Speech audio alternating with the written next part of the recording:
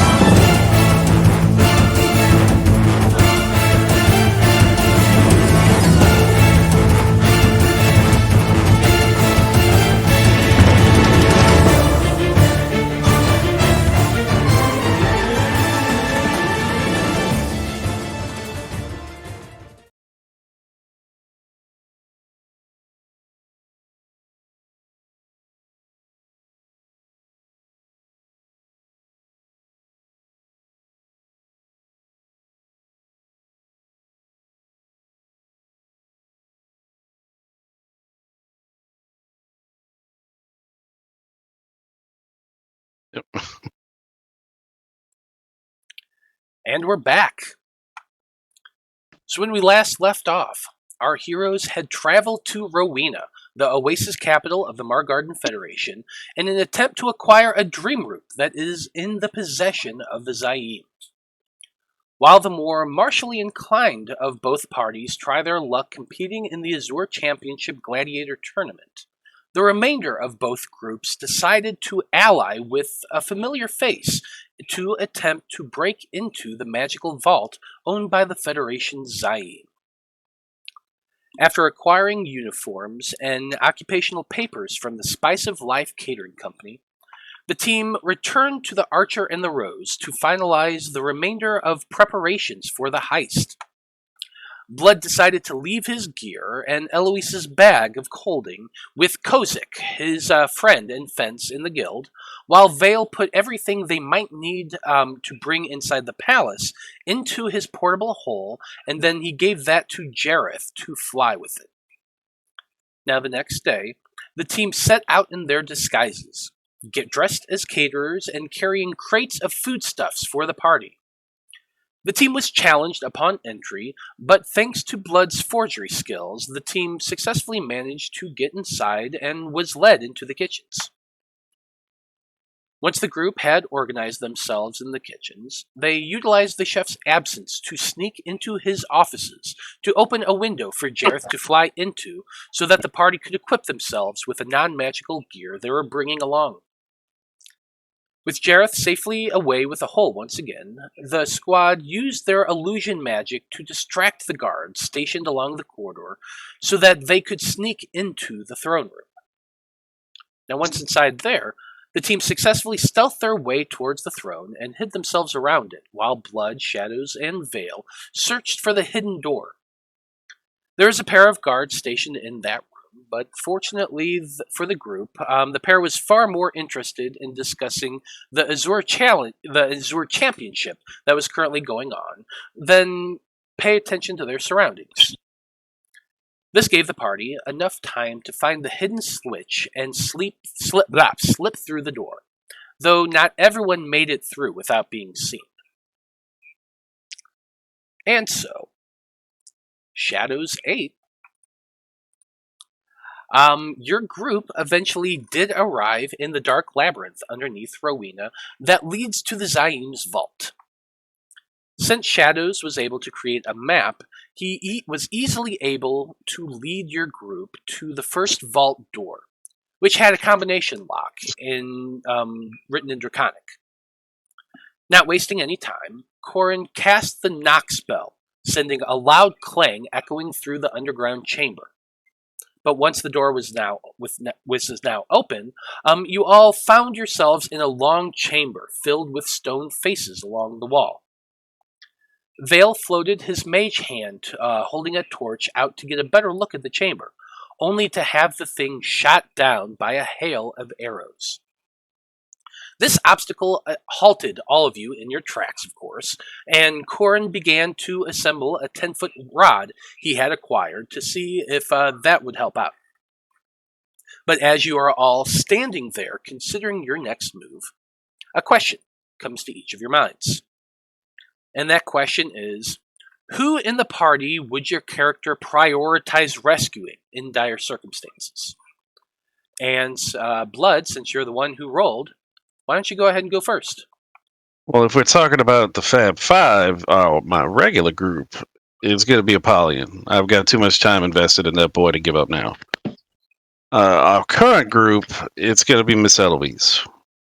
I almost feel like I owe it to Liam and a Birdman I shot down out of the air once to protect her, make sure she's safe.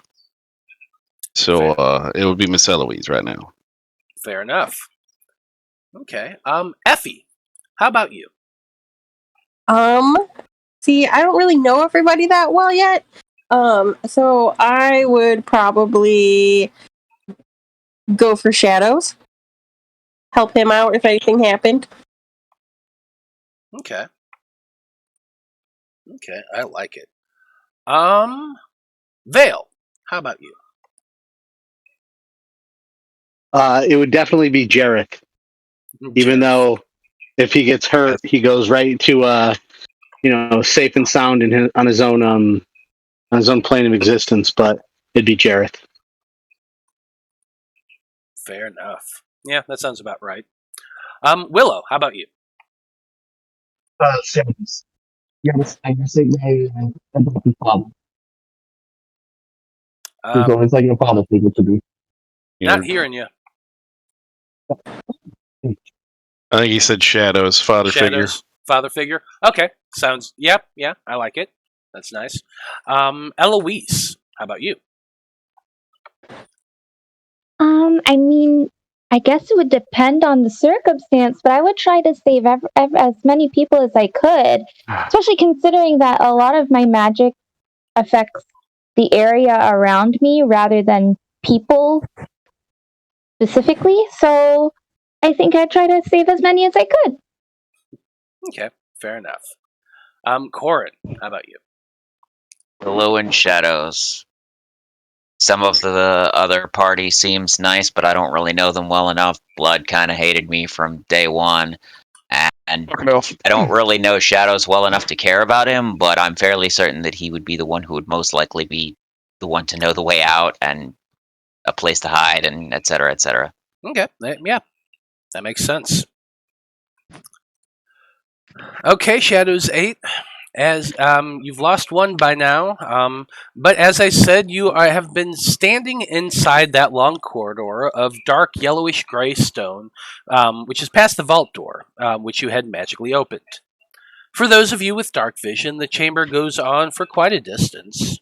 Along both sides of the wall are faces sculpted into the stone, set every few feet, going from the floor to the ceiling, which gives the area kind of like bumpy, waving, and disorienting effect.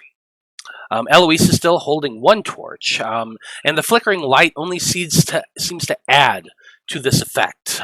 Just that kind of ripple that goes back and forth along those walls. But what's the plan, Shadows 8? How are you planning on proceeding from here? The plan is to use a 10-foot pole like a blind man's walking stick to find out which floor tiles are safe to step on and which are not. Okay.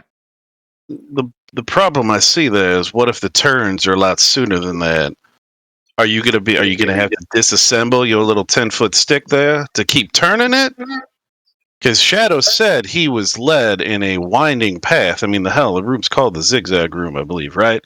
Well, that is what I've been calling it. Yes. Yeah. So I mean, you're 10 foot. I mean, we might want to. I mean, we could try it, but I'm thinking you're gonna have to keep disassembling that pole.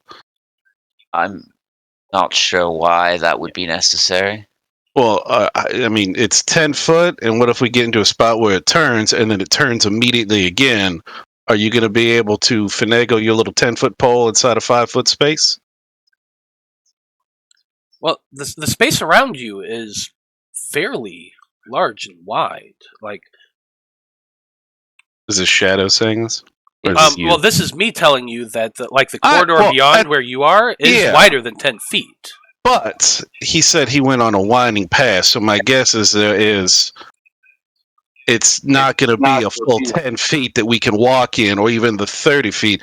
It's going to be a particular path that's going to wind in and out of this corridor that we're going to have to follow.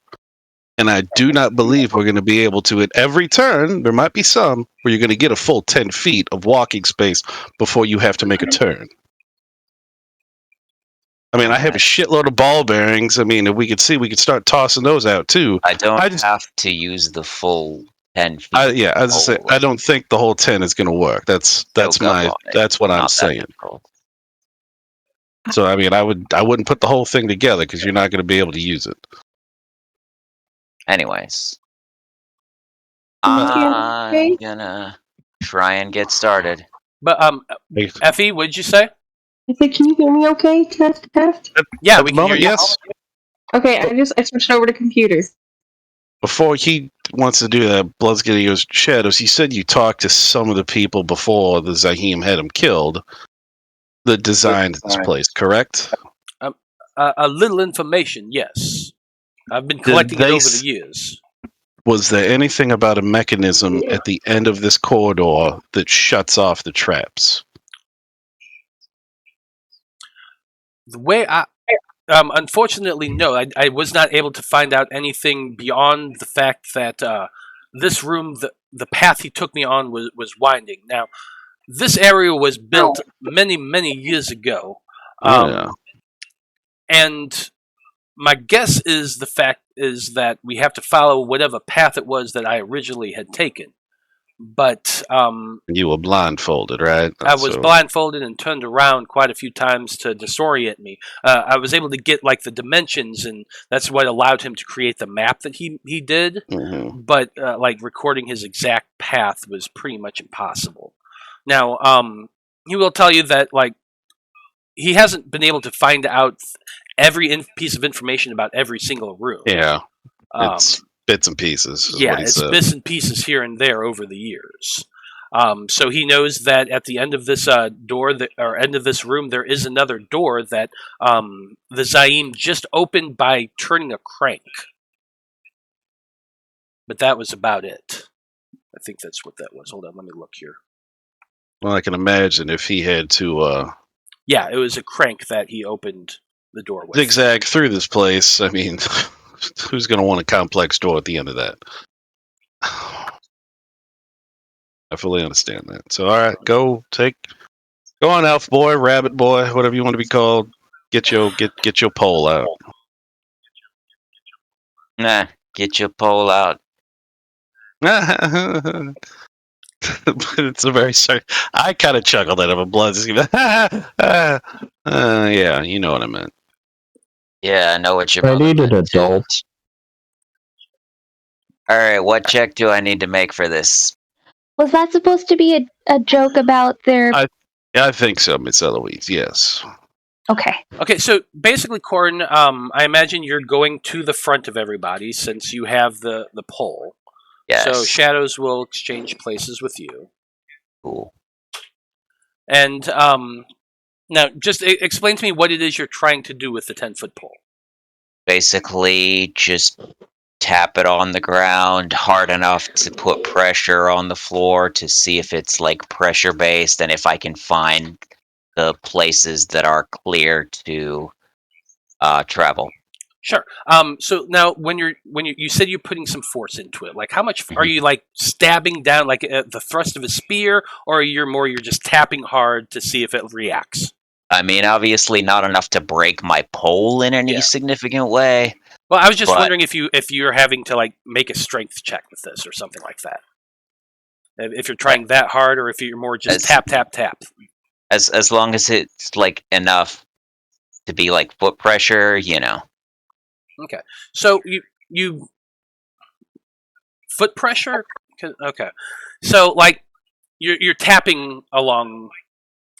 You first tap in about the 5-foot space in front of you, and it taps, and it makes a kind of an echoey sound throughout the room. You go over to the next space a few feet away, tap again, and you continue on tapping around.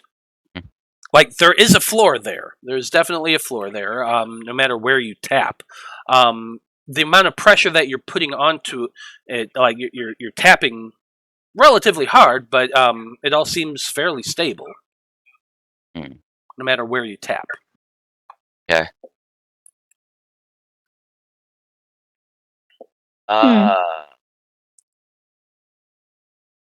No, I forgot to turn on the music. I love this jazzy heist music. I am gonna have an idea, possibly. Hold for possible idea. Hold for possible idea.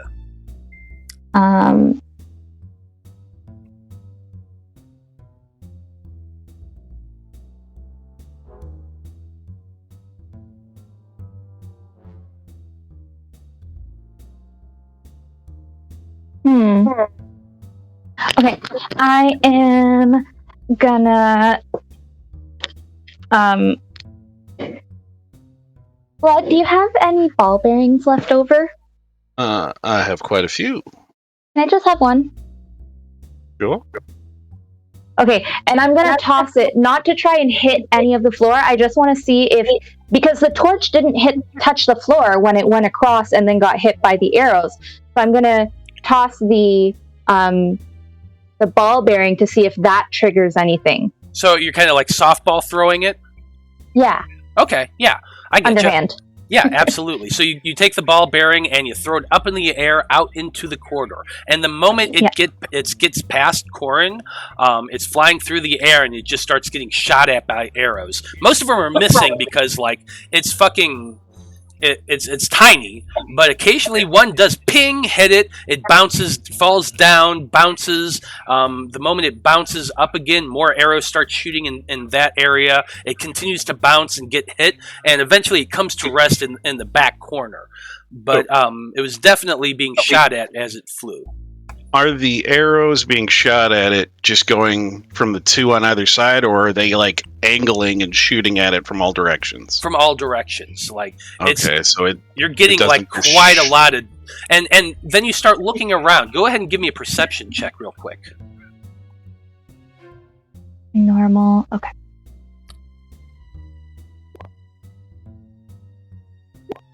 17. 13. Okay, so for everybody or just them? Just the two of them, since they're the ones that looking right now. What you see, Eloise, with your 17 is the fact that like every time like the ball bearing would hit and kind of bounce and more of arrows would be shot at it. It's almost like they're they're targeting the ball bearing as it flies. But then as the thing finally comes to a land, because like it's a ball bearing, it's not going to get broken by arrows. You're looking on the ground for like the arrows that like weren't hitting, and you're looking to the sides and whatnot, and you see like they're like massing in piles on the ground, but then they slowly start dissolving away into nothing. Oh, great. Fun. Awesome. Okay. So do we see the mechanism that the arrows are coming from? Yeah, there's faces along the wall, and they're put like every 5 feet, going up, going down, along either side of the wall. Yeah. Here and Did here. Did the faces like track the ball bearing, or do they stay stationary just They in stay the one stationary. direction they start in? They stay stationary. It's just like a mouth that's open, and an arrow's getting shot out from there. Right. Okay, so as the ball bearing was moving further into the room, it would change which faces were shooting at it. Correct. Okay. But Okay. It I'm just trying to like. So, It didn't matter how high or low the ball bearing went, though. It was still being shot, right? Yes. Okay. it's like when I was It's saying, not like, just one row of faces. There's like different levels of them, right? Yeah, there's different. It's covering the entirety of both of the walls. okay. Yeah. Okay. But like once it got past like row 6, was row 1 still shooting at it? No. Okay, so it's just those in that row. Mm-hmm. Okay, that's what I was asking about. All right, gotcha. Shadows, do you remember how long this room is? Wasn't more than 90 to 100 feet or so. Yeah, Mr. Veil should be able to see that far. No, because he doesn't have his goggles anymore. Oh, that's right. Well, Blood's got 90. You have 90, so you should be able to see most of it. Okay, so Although I you can can't see- see everything. I believe I have 90 as well. I think You it's just did. 120 with the It's 120 with the goggles. But base dark vision is 60 unless you have an ability that extends it. Yeah, just his range. Yeah, I've got I've got the Drow dark vision. I don't remember how much it is. I'll have to look. Drow dark vision should be 60 feet. Well, All right, I can see 60 feet. I could teleport to the other end of the room and bring one person with me, but that would still leave everyone else on the other side unless there's some kind of mechanism to disable this thing. I wonder if there's a mechanism to track you as you're like teleporting. No, we can't teleport down here, so you can't. You can't Oh. teleport. Right. Well, I mean, start trying with your stick, and if that fails, we'll figure something else out at that point. I mean, I already did. You clearly saw me striking the ground. Well, you struck. I mean, go ahead and step out on it now. Go on, go. We can push an orc out there if you want. Hey. I'm kidding. I'm kidding. I'm gonna cast Mage Hand and send my Mage Hand out to one of the spots that I tapped on that didn't do Oh anything. yeah, because mage hands are invisible, right? No, only the rogue ones are. Oh. Mine can be if I want it to. Oh, if Make you it got- invisible. Let's see if the faces still react to something that they can't see.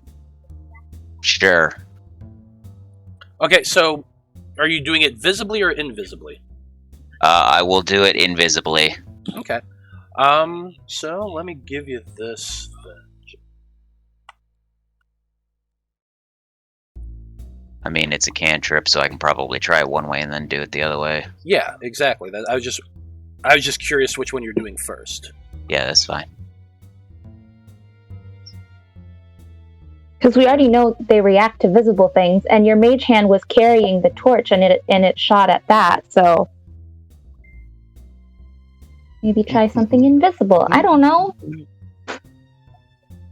I'm trying to be helpful.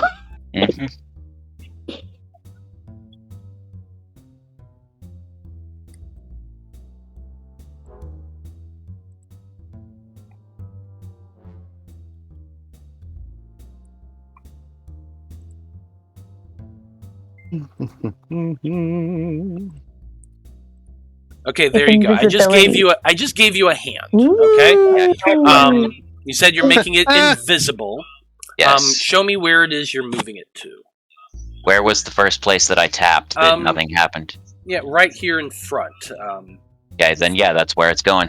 Okay, it flies out in that general area, and it seems to be floating there. Okay. I'm gonna have it move a little further out, just straight forward. Okay. It continues to move, and you know where it is because you're the one controlling it. Nobody else does. They're just kind of sitting there watching as Corin is kind of concentrating and moving his hands a little bit. And it continues to fly out there, and nothing seems to be happening. Okay, I'm gonna go, say, here. That's pretty far out. Mm-hmm. Yep, it is pretty far out, and so far, it continues to move invisibly. Nothing seems to be happening. I make it invisible. Sure, I'll make it visible. Okay. The moment you do make it visible and it's floating there, the arrows do react and start shooting out at it. It's a mage hand, like so. Like it doesn't really take damage or anything like that, but the arrows continue to shoot through it as it's floating there. Yeah. It did not turn the machines on while it was invisible. Try going back, make it invisible again, see if it stops, because it's constantly shooting at it, right? Sure. Yeah, pretty much. What happens if it goes invisible again? If it goes invisible again, the arrows stop. Yeah. Huh. So either we can use the mage hand to try and find the safe path through, or if we have a way to make us all invisible, that would be faster. But so I don't have that ability. Yeah, so I say we attempt to find the correct path. I mean, it shouldn't take very long if we just continue to move it, and as it shows us the right path, we all follow in conga line. Sure. Are you trying to be deceptive about? What? He rolled deception. Willow just rolled something. Was that for a specific reason? No, it wasn't for a reason. I just misclicked. Oh, okay, fair enough. Yes. Thought you were gonna cough and push one of the orcs out there. I was like, I ordered it, but yeah, I would never push a party member. That sucks. Oh god, Mr. Veil, you too have the ability to cast Mage Hand, do you not? And with that, Veil casts Mage Hand, and I don't know if you want to put 2 there. And it's right in front of him, right here. Okay. So yours does not become or can be invisible.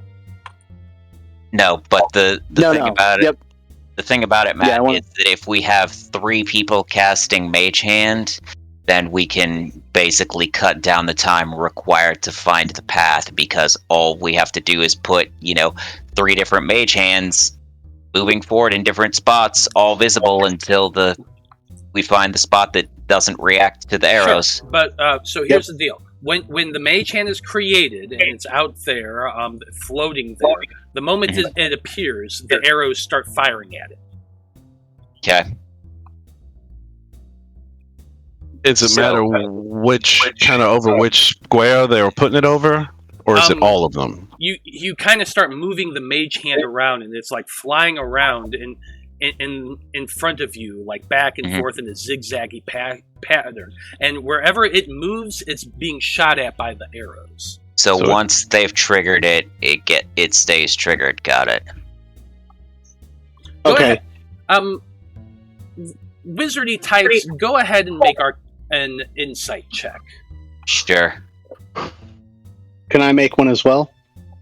Are you? You said wizardy types. You're a wizardy type. I thought okay. Okay. Arcana, you said? No, insight. Insight. Yeah, I'm that's proficient in insight, but I only got a 12. It's an 18. Vale, you're a pretty clever guy, and an idea occurs to you that what these faces are shooting at is something that's flying. Okay. The fact that it's flying and you're moving it, it's flying around in the area. That's what's drawing the attention of these arrows. Okay, so what if I drop it to the floor? You drop it to the floor, and as it touches the floor and it rests there, the arrows do stop. Okay. And as it's right in front of me on the floor, can I bring it? What if I bring it right up here? Do the arrows It does start not. up again or no? It does not. It seems Okay. as long as it's touching the floor, it's not being shot. But the moment you lift it up, like you've just lifted up a few feet, and it starts being shot at again. So perhaps So it's not pressure sensitive. It's Must be motion above. So what if we slither? I'm gonna step out.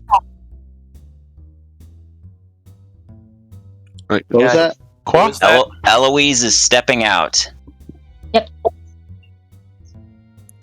So Okay. you better get into the room. Okay.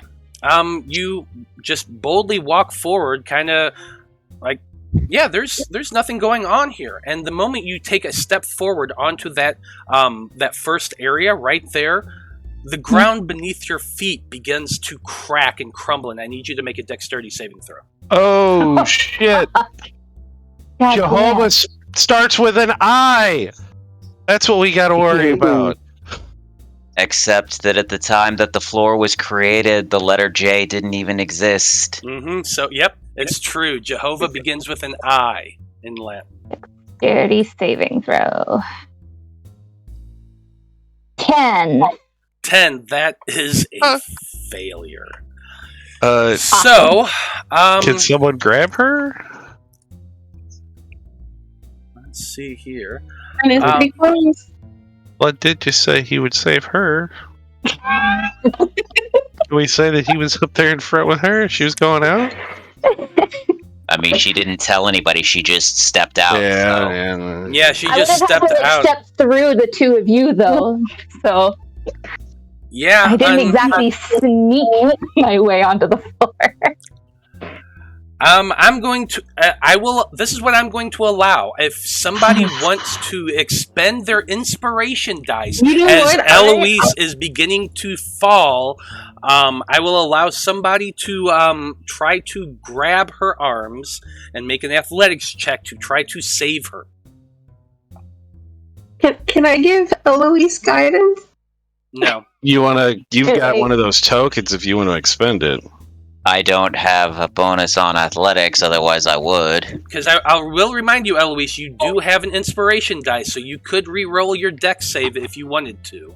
That's true.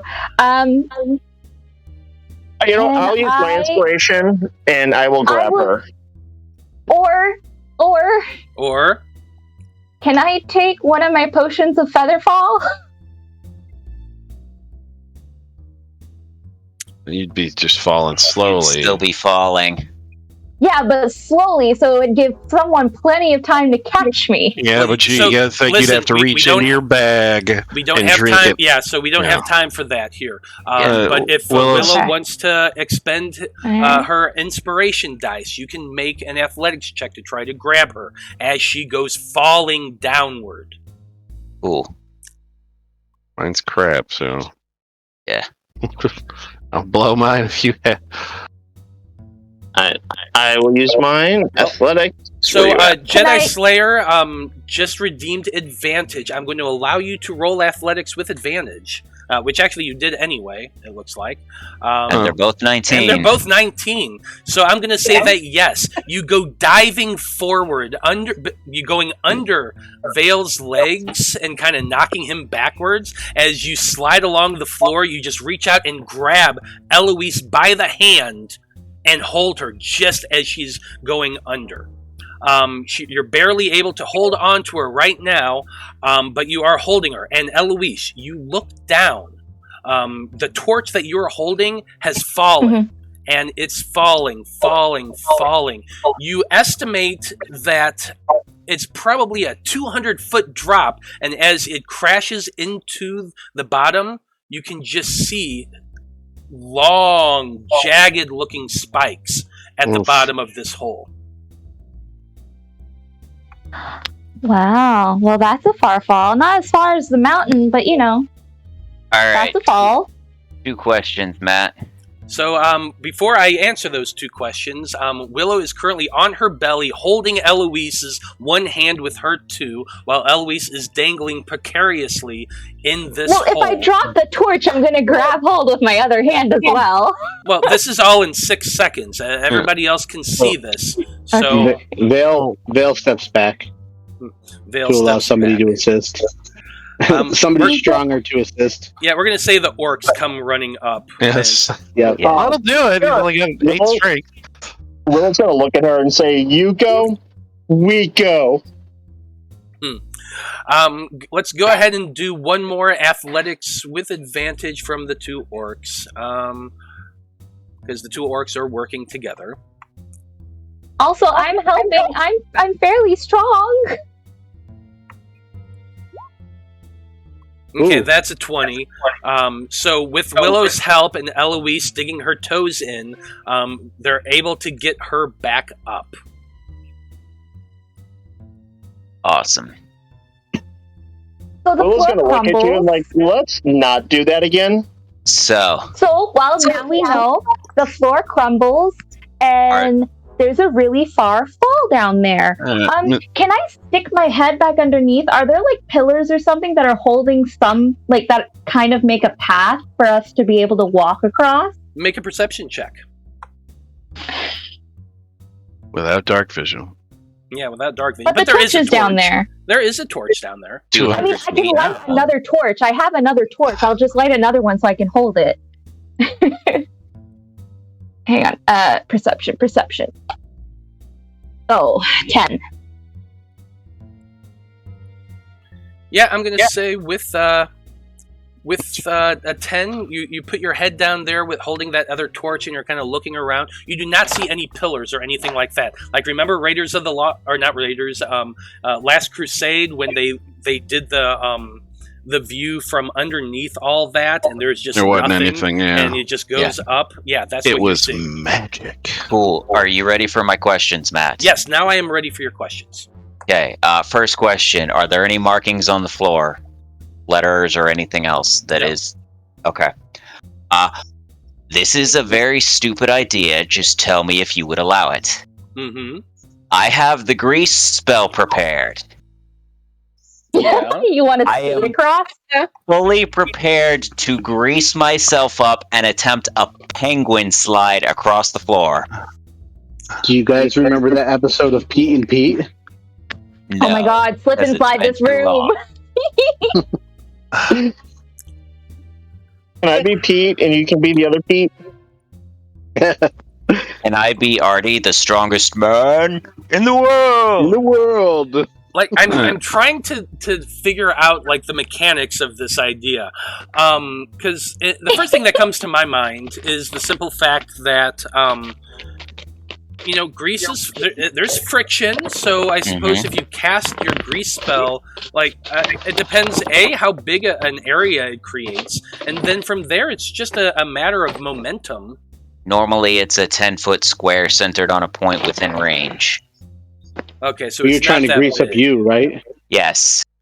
Yeah, I get He's that, trying to but grease like himself up. you're greasing yourself up, and then you're going to slide on a stone floor that really has been around for so long. So, like, could you do it? Sure. How far you get is what I'm trying to figure out how to determine. Okay. Like, I suppose you would keep going for a ways, but eventually, like, friction would just stop you. And I'm not sure how to figure out how far that would be. Maybe. It depends, because even underground like this, there would still be the occasional bit of water that would probably get in, and eventually this stone would just become smooth. No. But I mean, that we're gonna break would probably still break under you. You're just sliding over them, so you Right, Yeah. but fall. the point is to go fast enough that I don't fall. yeah, Yeah. and like, I like where you're going with it. I just can't figure out how you would actually be able to determine, because, like, imagine riding down a slip and slide. You're going to go so far, but if it's on a flat surface, you're eventually going to stop. How far that is, I don't know. And then it would just be a determination of where you ended up to whether or Well, not. instead of greasing yourself, what if you grease the surface? And then, do I have anything that could create water? Because oil and water don't mix, which would make it lippier. We could probably get further. It's only a 10-foot square for grease. Where's the big guy when we need him? So here's my question with that. If you do, I don't think you're going to get 100 and some odd feet with momentum, and then you're basically going to be stuck with no one being able to help unless you take your 10-foot pole with you. And I'm assuming these squares are 5 feet, correct? Yeah. So if one drops with the pole, if you're holding it in the center, would it stop you from falling through? It depends on whether or not he ends up on a space that remains, or whether or not it's a space that fell. So, like, if he happened to like, say he happened to get on a place where he ended was in between a space that could fall and a space that couldn't. How do we determine where that ends up? You know what I mean? Yeah, it would just I get it. Here's my second option. Can you take that 10-foot pole and give it to an orc to have them put some weight onto this square right here? Okay, why? What's the goal there? So when Eloise stepped on that, her weight caused the floor to crumble. Mm-hmm. So if you have somebody with some strength pushing down at an angle on that saying floor, that when I was testing it, I wasn't putting enough strength on it. Possibly. Okay. Well, Natalie's got something to say. Yeah, Natalie. Well, I was gonna say, I guess I missed it if somebody said it. But can we tell any variations, like in the flooring? Can we tell where anything? No, I already asked about markings and stuff. Yeah, unfortunately, it's pretty it's all pretty uniform. There's nothing that makes one area stand out over another. Yeah. Okay, and then how like the devices that are shooting the arrows? Mm-hmm.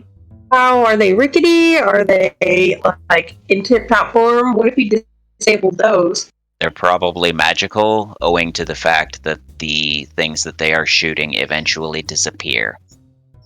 I have an idea. Well, you don't. Hold on, Eloise. To answer Effie's question, the arrows are shooting out from those statues. You don't know the mechanics behind it yet. What was your other question?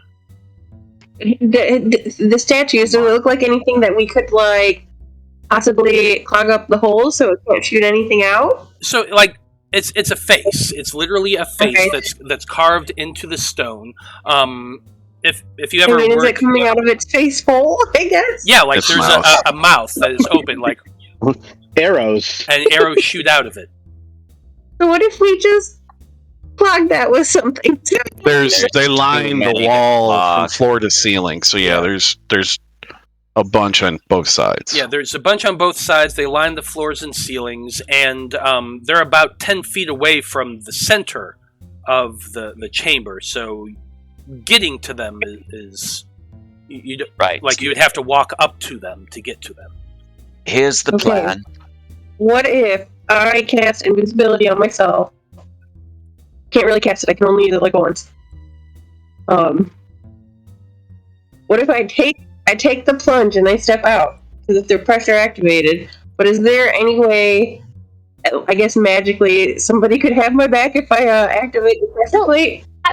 This was the idea I had because when I stepped out, Eloise just did the arrows didn't activate. Just the floor fell. So my idea was I'll take my featherfall potion so that way, and then I can step out and have someone strong behind me, kind of holding me underneath the armpits. So as soon as I step, if I start to fall, they can just pull me back. And then we'll just keep going and testing which floor pieces until we find the path. Instead of a featherfall potion, we can simply use... I'll tie some rope to myself, since I'm probably one of the lightest here, and the 2 orcs can be holding onto the rope to pull me up. It's okay. I have some more, and I can make more potions anyway, so I can take it. No worries.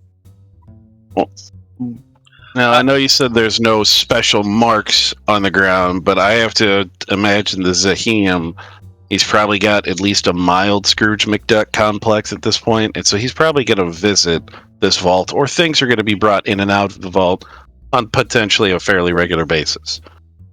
So even if there are no like marks, like special marks defining the floor, can we tell if there's, is there dust patterns? Is there worn footpaths? So it looks like there's been more foot traffic on certain spots. Make a perception check. I mean, a Can I dust help him? cantrip would just clear the dust. You want to get down and kneel down with blood and start Indiana Jones in this with him? I'll give you if it's okay with Matt, I'll help you to give you advantage on that. Sure. And as you're doing, as the two of you are getting down on your hands and knees towards the front and looking, trying to see if there's any slight variations on the floor. Shadows looks over at Eloise and he says, "Now, what if you and Corin kind of combine your ideas? It was almost a 20 on that. God damn it! Have somebody drink the potion of Featherfall. Also tie the rope around their waist and have the my two companions here holding on to it. That way, if you do fall out, they can pull you back. And since you're feather falling, they'll be able to pull you back a lot easier." Sure. Okay. Yeah, that's a good idea. 50 feet of rope. And blood veil with your 12s, you do not see anything that gives, and there's no dust on the floor whatsoever. Okay. They sent their little what the fuck are the room bots? They sent those through. What's the skill for not tying, Matt? What's that? What's the skill for not tying? Dexterity, I suppose. Okay, then I'll start tying my rope around myself.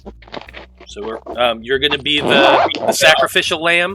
Well, I figure as an elf, I'm probably way less than the Dragonborn.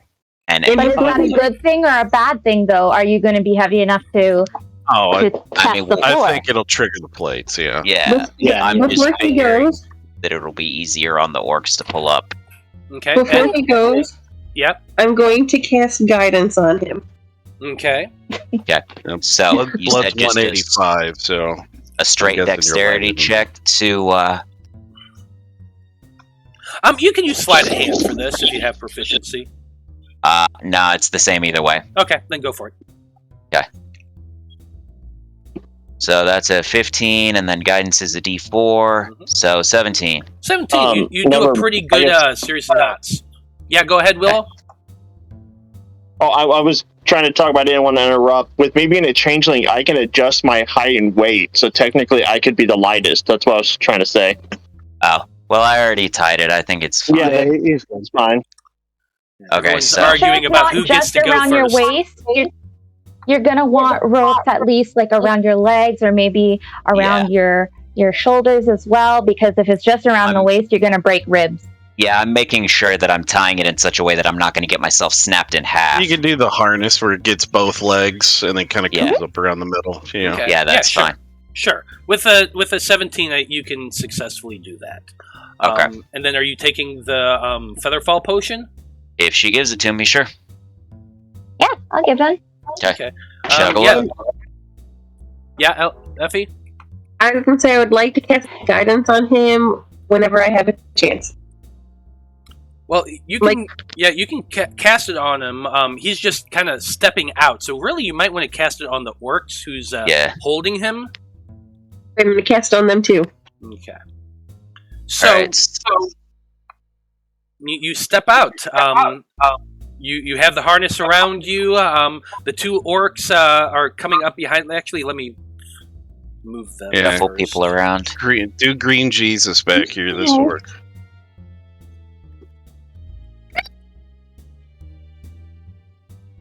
Green Jesus. Well, look at him. He looks like green Jesus with a top knot. I mean, the other one has that anime face that looks like she likes somebody. Yeah, well, whatever. You step out onto the first stone, which is that's the area that Shadows did say he started at. As you step out, everyone's holding your breath as he steps, and he's fine. He's right there. Okay. Which one? Middle, left, or right? I'd say left. Left it is. Okay, you go stepping forward towards the left and immediately begin to drop. I'm going to need the orcs to do me an athletics check with guidance at advantage because the two of them are working together. Teamwork. Don't worry, if they fail, it'll be quick. 200 feet, it'll go like nothing. Yep. Yeah, but with a 27, I think that's pretty good. You go falling, you just feel the ground collapse underneath you, and as that happens, both of the orcs just pull with all of their might, just as you're starting to slowly go downward, and you're able to be pulled back. Alright, I'm gonna try middle. Middle, you're good. Alright. Obviously, as I'm continuing forward, because we have a limited amount of rope, I'm going to have them following behind me. Oh, yeah. Okay. I'm not going to sit there and move the tokens. Blood's got it. Yeah, no, that's we fine. can tie it on if necessary. You know. Yeah. Okay. You take your next step, and you're good. Keep going. Yeah, keep going. And so far, so good. You're actually maintaining a forward path. Okay. Yeah, you're good. Okay. When you step there, you're still good. Okay. Are And we? Should we be following? Yes, you should be following. The orcs are following. Okay. I have to switch pointers every time I move somebody, so I'm assume the orcs are right behind him. Yeah. But, Yeah. You know what? Why don't you assume we're following as well, just so we don't have to move it all, and we don't clog up the field. Yeah. Okay. I'm gonna keep going forward. Yeah. The straight line. The moment you step out right there and stand, that's when you fall again. Okay. So make little scratch marks as he's going. But the 22, he is able to maintain, so you're pulled back. okay, going to the right then. Same thing. You fall once again. Yay. For the sake of expediency, because I don't want to spend all session just doing this. Yeah. It's a lot of checks. It is a lot of checks, and realistically speaking, now the plan, what you did to figure out this puzzle is pretty clever. I like it. I like the synergy amongst everything. So I'm just going to go ahead and show you.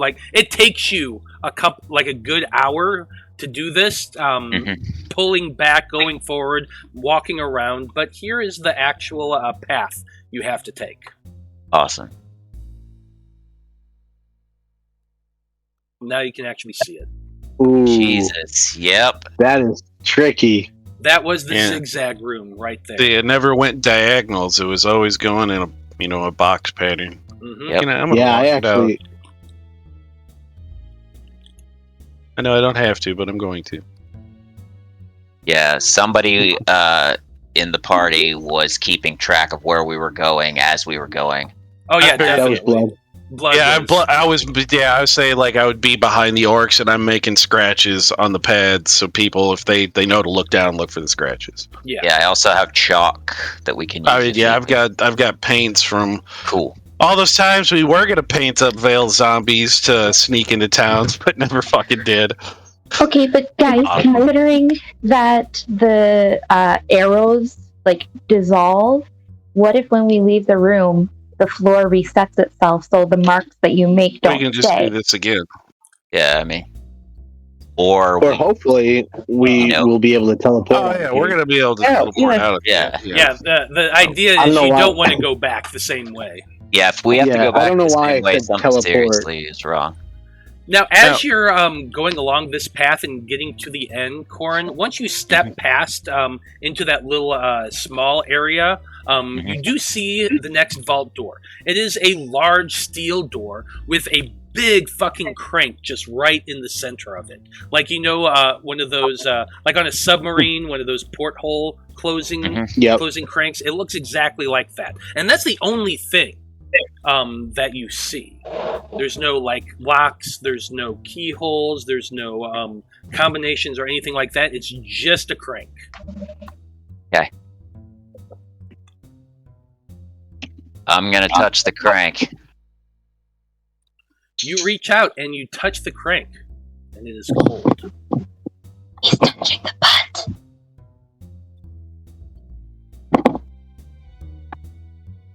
Okay, It's you cold said metal. that it's... Yeah, it's cold metal. I mean, Okay.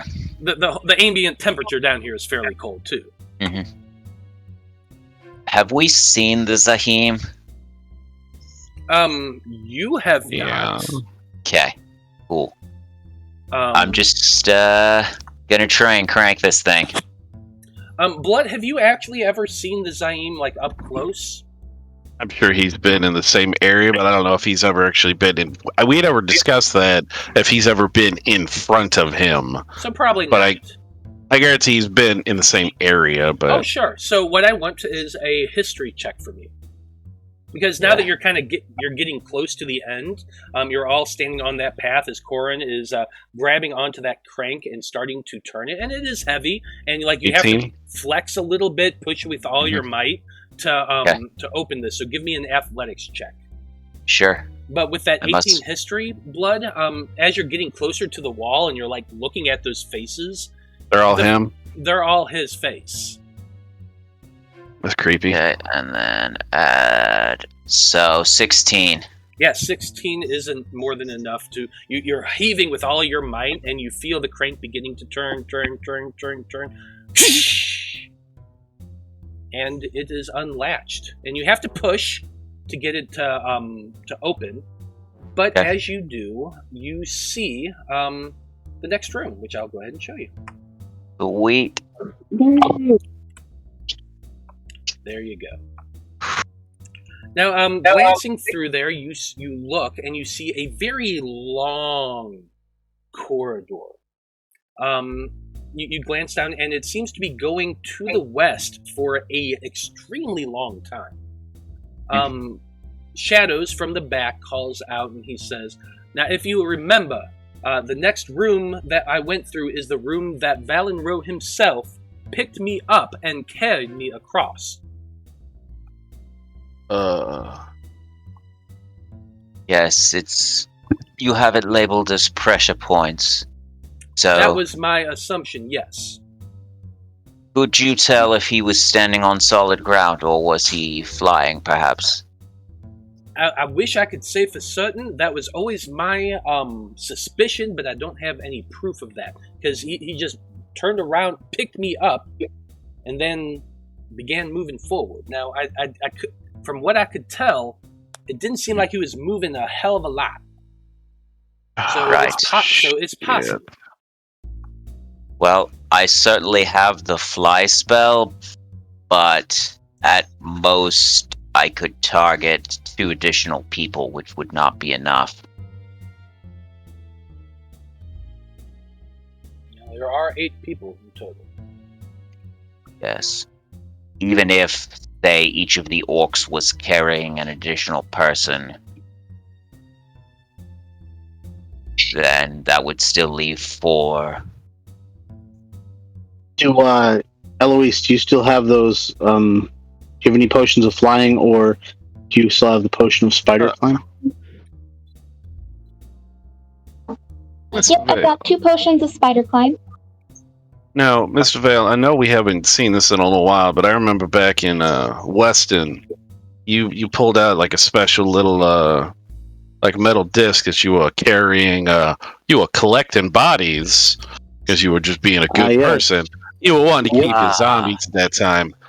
Would something like that work? Maybe if you had somebody cast fly on you, could a few people ride on that? I do have that spell. So yes, it's if you'd like to give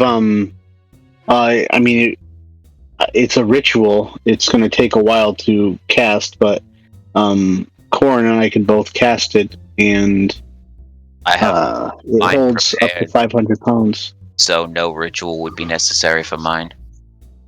Well, but it still takes an hour to cast. No, it doesn't. Oh no, I'm sorry. It Never mind. lasts an I was hour. reading. Yeah, I was reading duration. So ritual spells yeah, it's take 1 10 action. minutes plus whatever the casting time Okay. is. Yeah, so if So- it was a ritual, it would basically just be 10 minutes and then 6 seconds. So yeah. I could start. I'll start ritually casting it. Just so I'm not wasting any time. And if I don't know if you want to, I would say, Corin. I would say. I mean, I know it's only level 1, but save the slot. Yeah, if you're going to ritual cast it, I might as well. Yeah. So we'll spend 10 minutes and 6 seconds to cast. So, Corin, did you step down into that chamber? Oh, fuck me. Oh. Yeah, I guess. Yeah. Okay. I didn't mean to, but yes. Roll a d4 for me as you kind of just start stepping into the Sure. chamber. 4.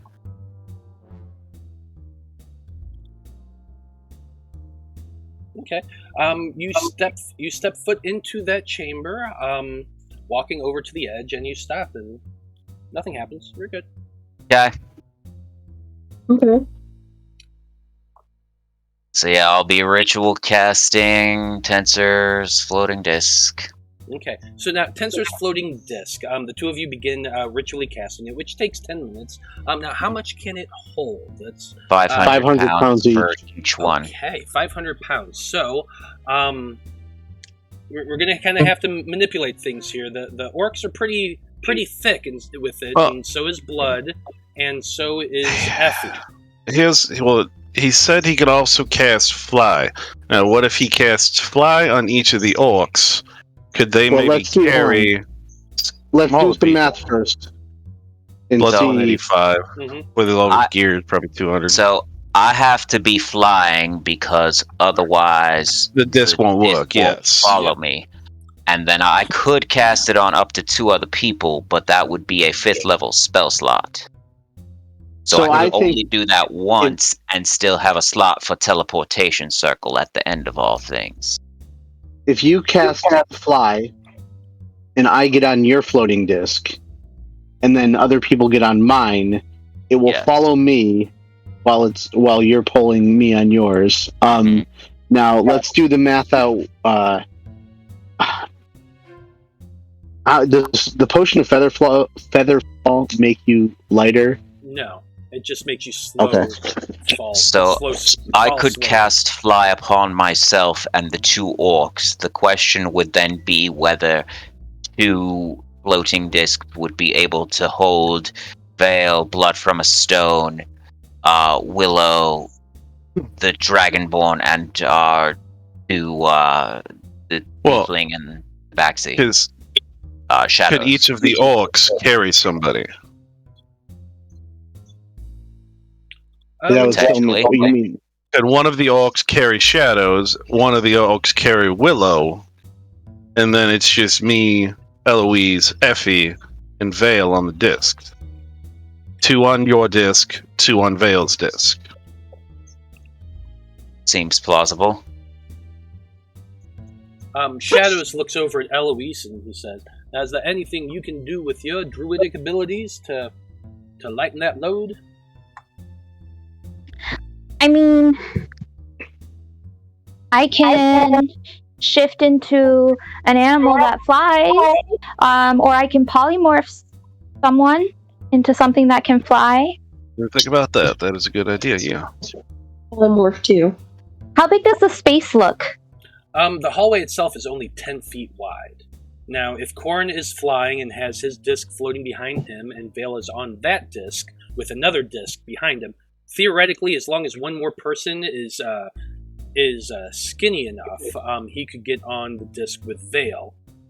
And then Veil's disc could hold at least one more person who is big, like, say, Effie.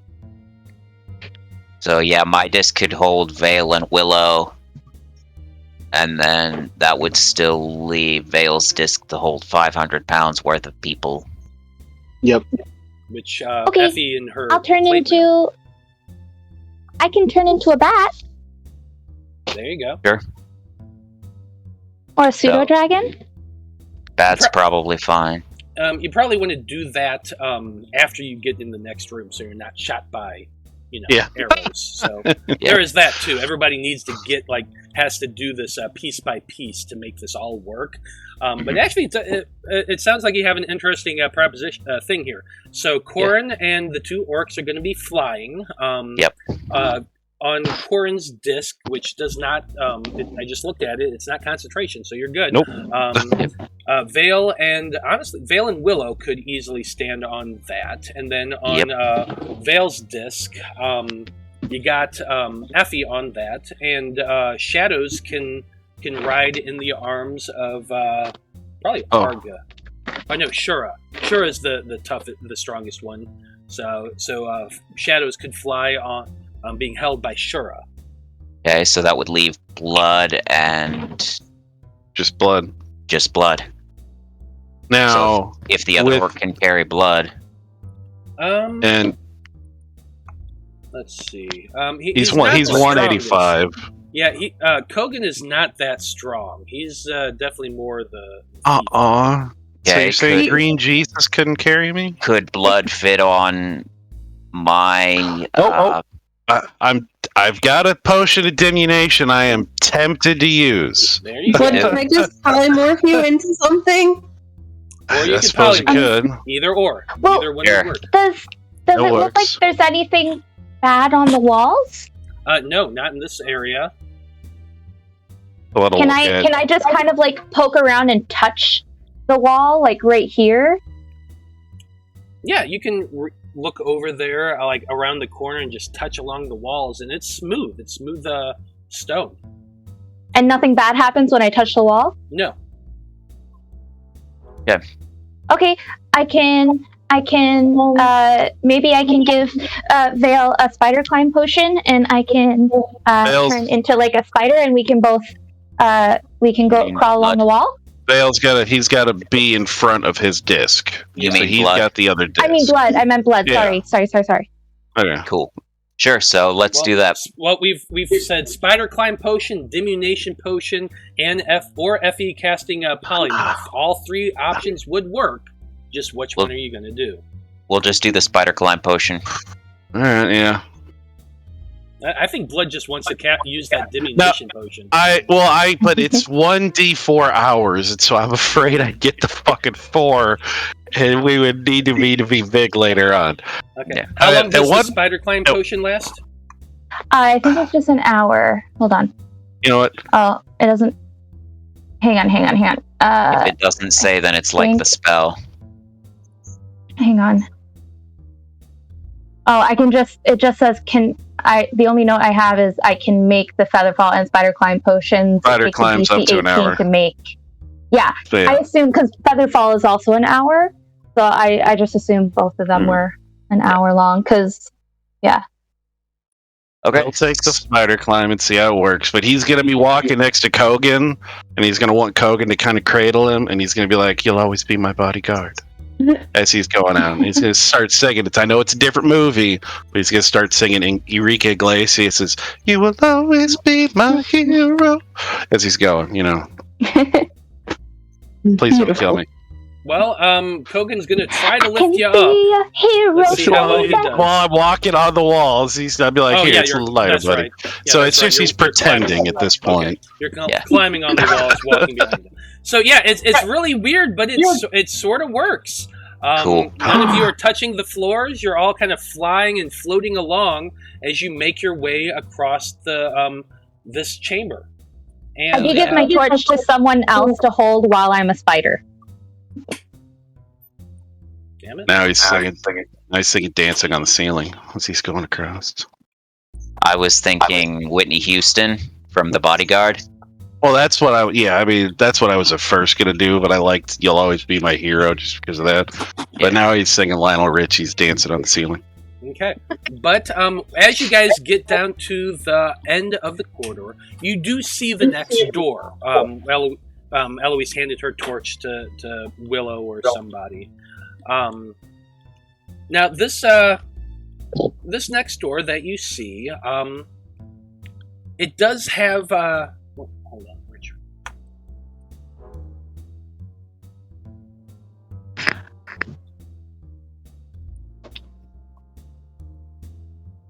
Is Yep, Matt talking to the audience? Nice, I hear him. No, I'm here. It's for some reason I didn't write down on my thingy the next door, but I do remember it was two key vault. So the next door is just a very large vault door made out of iron. There are two keyholes in the center of it. Mm-hmm. Do we have keys? No, you do not.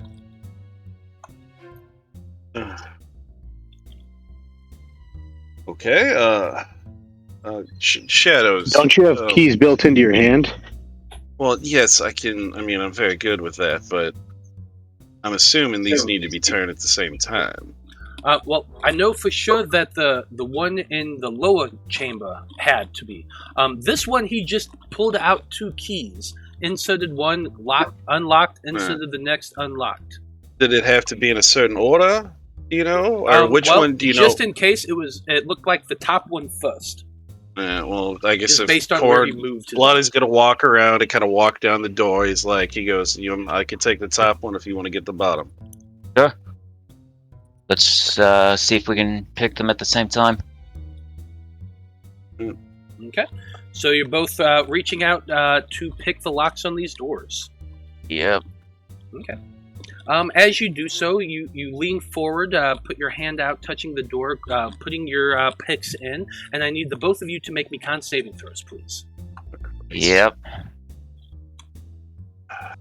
That's a natural one. I'm gonna use fucking Chronal Shift to reroll that. 14. Okay. Yes. That's still an 8. Wow. Okay. So what happens is this: the both of you touch the door and begin to insert your pick, and you just feel your body beginning to grow rigid and harden. And Wow. in that moment, your minds just go blank. You lose concentration on your flying spell. You lose your grip on the wall, and both of you fall downward. Would I lose grip on it since I drink a potion, or would I not just be stuck to the wall? That's not a spell. Let me read Spider Climb, because it depends on whether or not it's a conscious thing. Well, I mean, the spell is concentration, but a potion, it should just last the duration.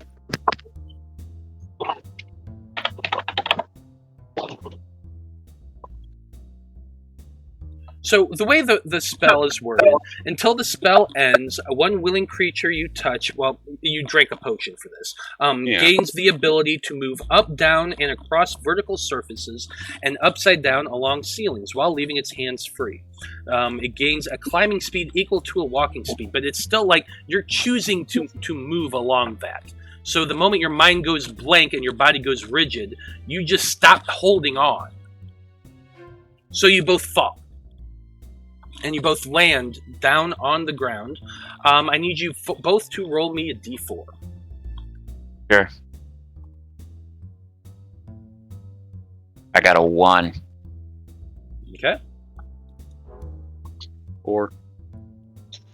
So you get a 4. You blood. The moment you touch the ground, you just land there, and everyone else is freaking out as you both fall.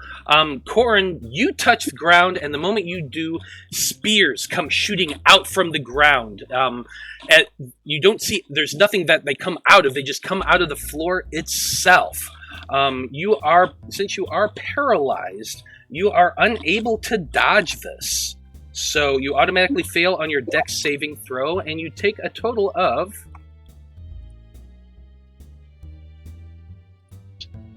11 points of piercing damage as these spears just stab into you.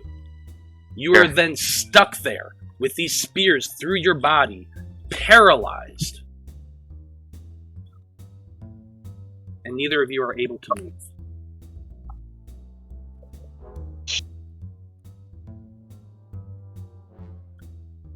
So what do the rest of you do? As some of you are sitting on discs, some of you are, oh, wait a minute.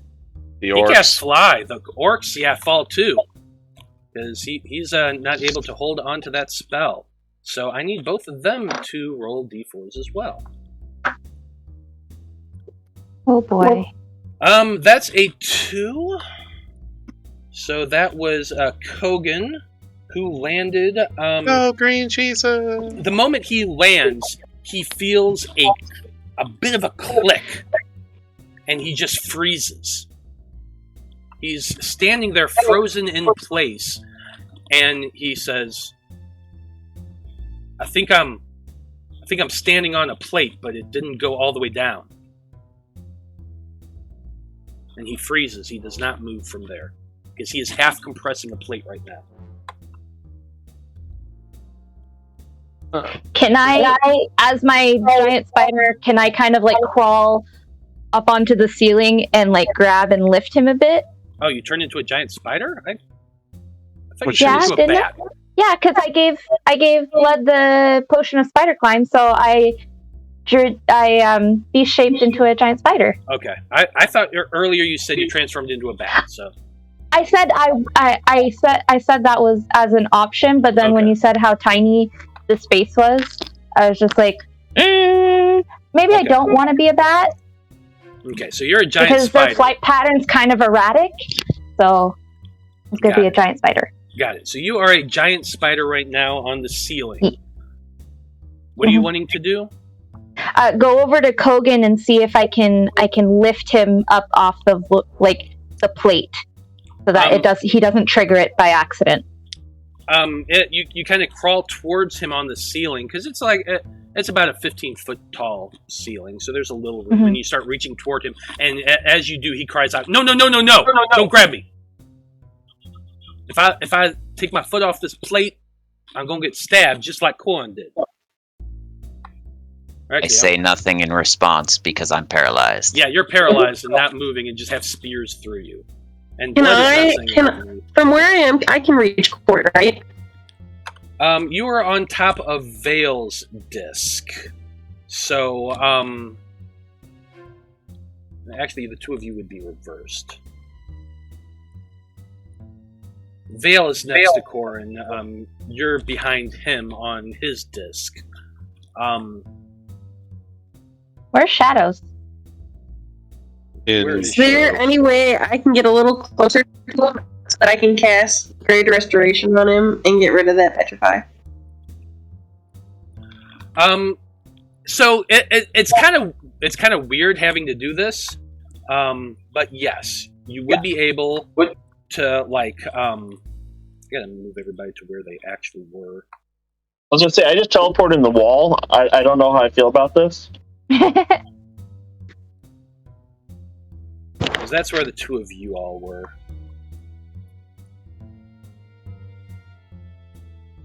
So that's more accurate to where everybody was.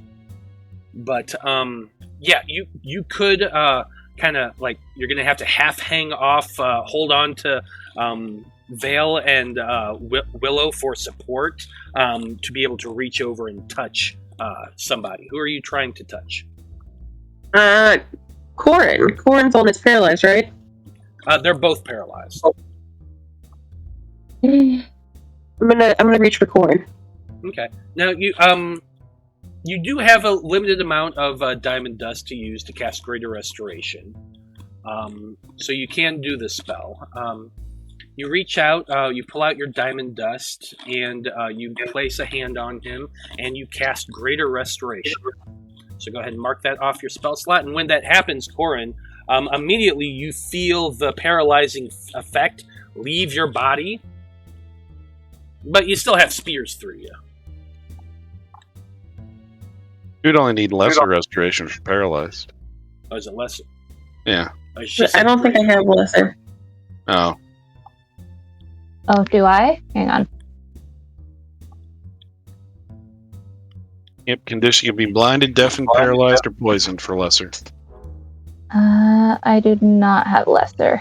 Nope, so it costs a greater. But Corin is awake. Blood is still completely paralyzed. You feel your mind coming back to you, Corin.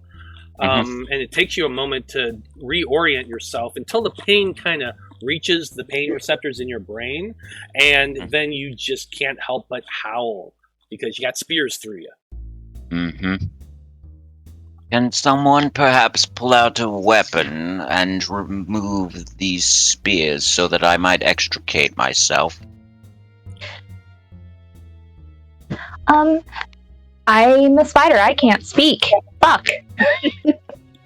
Yeah, that's true too. What are a giant spider's stats? All right, so I could pull out some daggers, and I grinningly walk up to, or go up to Corin, or pass over to Corin. Let me see. Am I right next to him because I'm technically on his disc? Yeah, you're on his disc, so you're right behind him. So I'll give him one dagger, and I'll take the other and try to finagle this spear out of him. Yeah, it's going to take a little bit. It's literally stuck in the ground, but you can hack away at it for a little bit and eventually extricate him. Cool. You're going to take a bit more damage because of this.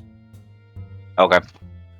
Take another 10 points of damage in total as they're pulling these out of your body. Yikers.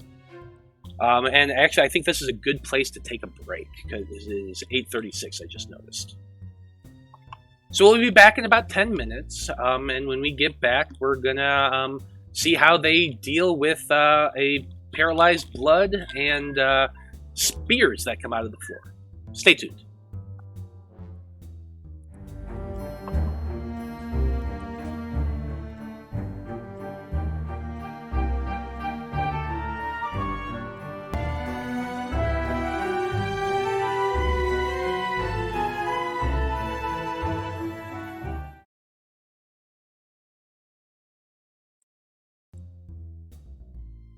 Howdy, everyone. We are back.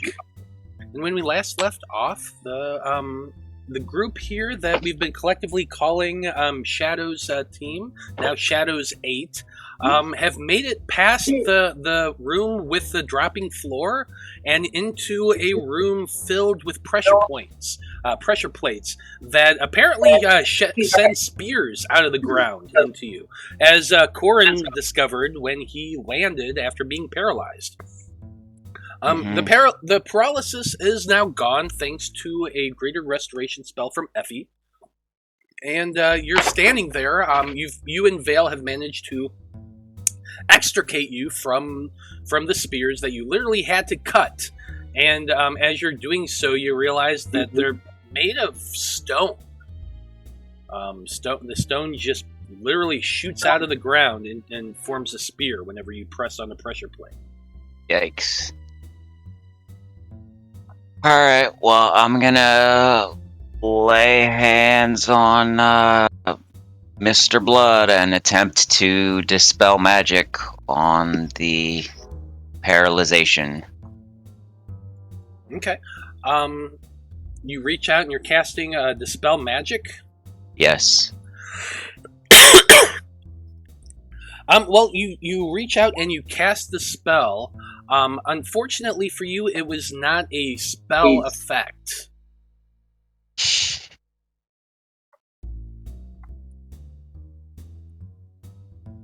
Yeah, what you touched was an actual physical poison coating the door. You now realize as you're looking closer over it. Cool. Step 1, put on a pair of gloves. Step 2, start picking the first lock. Okay. Can I pick up blood? You can pick up blood. As a spider, you can crawl along the ceiling and reach out and grab him and pull him up towards you. Make an athletics check.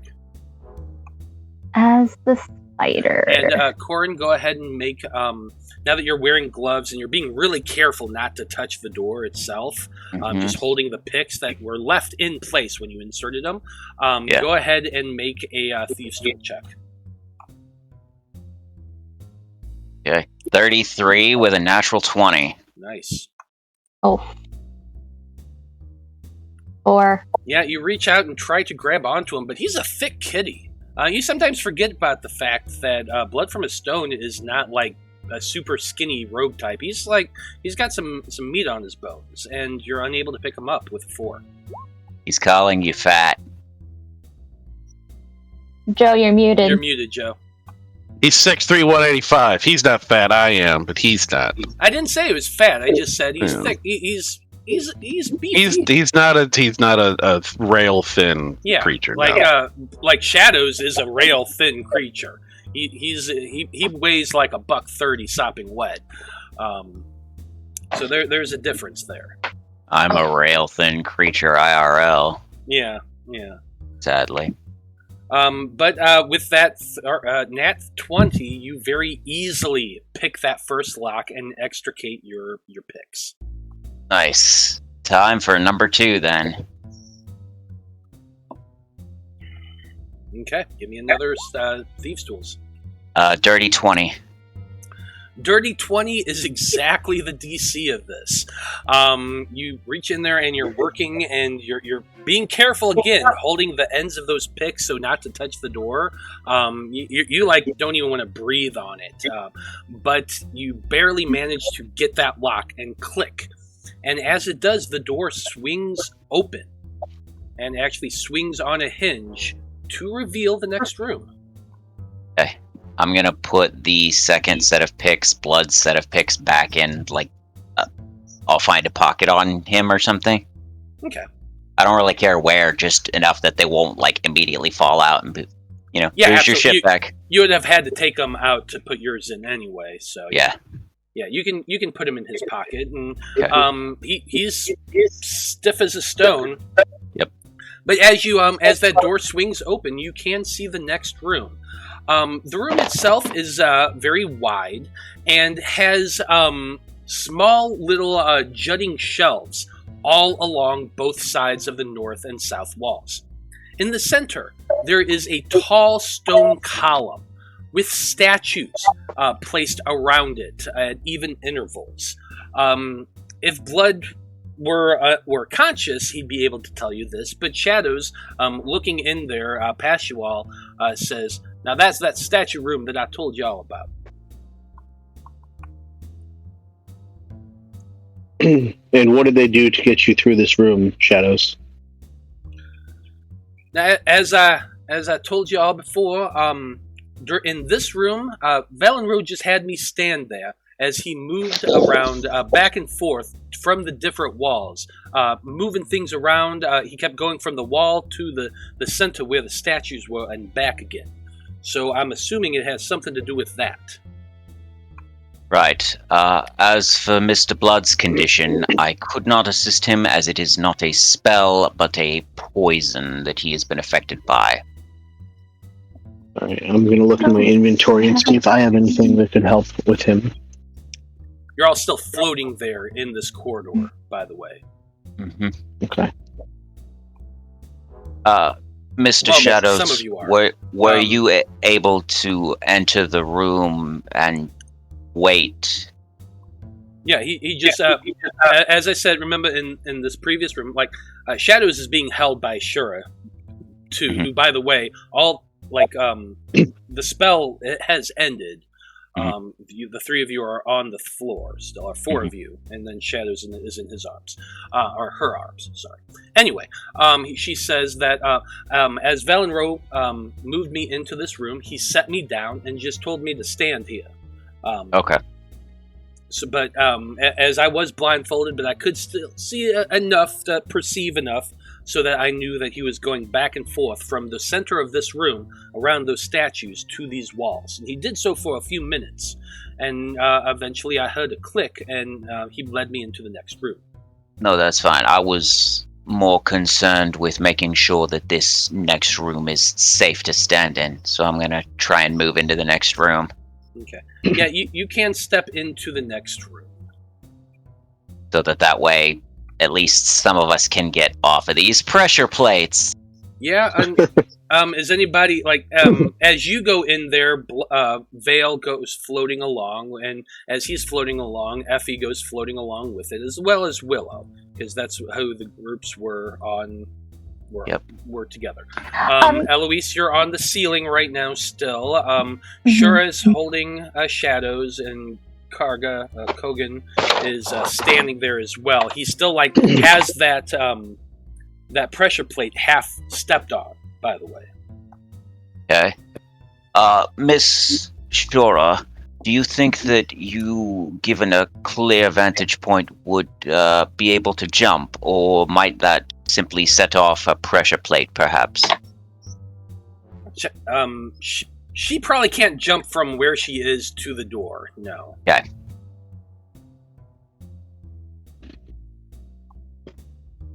Okay, and Eloise goes climbing down and goes into the next room as well. Blood's still standing there. Yeah, should we try to attempt to grab blood back? Well, I would like to, instead of trying to pick him up off the floor, can I just drag him, because he's right by the door, into this room? Over the pressure plates? I mean, yeah, you can. Do you have web as a giant spider? Yeah. Any way you could string him to the web, kind of pull him up towards you to the ceiling, and then from there bring him over and drop him down? Yeah, gently. like a pulley, because a pulley would lessen the amount of strength needed to. They're I can't speak. I'm a giant spider, but I'm going to do that because you gave me the idea. Okay, so you go climbing along the wall down to where he is, and start wrapping your webs around him. Mm-hmm. And then I guess you're just going to pull him up into the room? Or blood. Yeah, I'm going to because this was a doorway, right? I'm going to try and get the web over the door or some way so that I can kind of use it as a pulley so I can lift him up off of the floor. Okay. And then hopefully I can grab him and then put him down in this side. Okay. Well, interesting. I get what you're saying. You kind of string it along above because the door went inward, so you'd be able to string it along there, and then you're just going to pull. Now, is anybody going to help her pull? I would say have the orc. The orc is still stuck they're still stuck in the corridor. Yeah. Both of them are? Okay. Willow could probably do it because I have a 10 strength. I have an 8 strength. Actually, no, I lied. I have a 20 strength, so I can do it. Yes, yeah, 8. I have 8 strength. Okay. Eloise, was that next just now? Yeah. So if Willow is able to, I'm gonna hand her the web so that she can get blood in, and then I'm gonna crawling along the ceiling go over. I'm gonna attach webbing so that way it kind of hangs down like little loops, kind of so that they can use it kind of like monkey bars, and back over to Shadows and the orcs. I'm gonna make little loops of webbing so that they can kind of monkey bar their way over to the next room.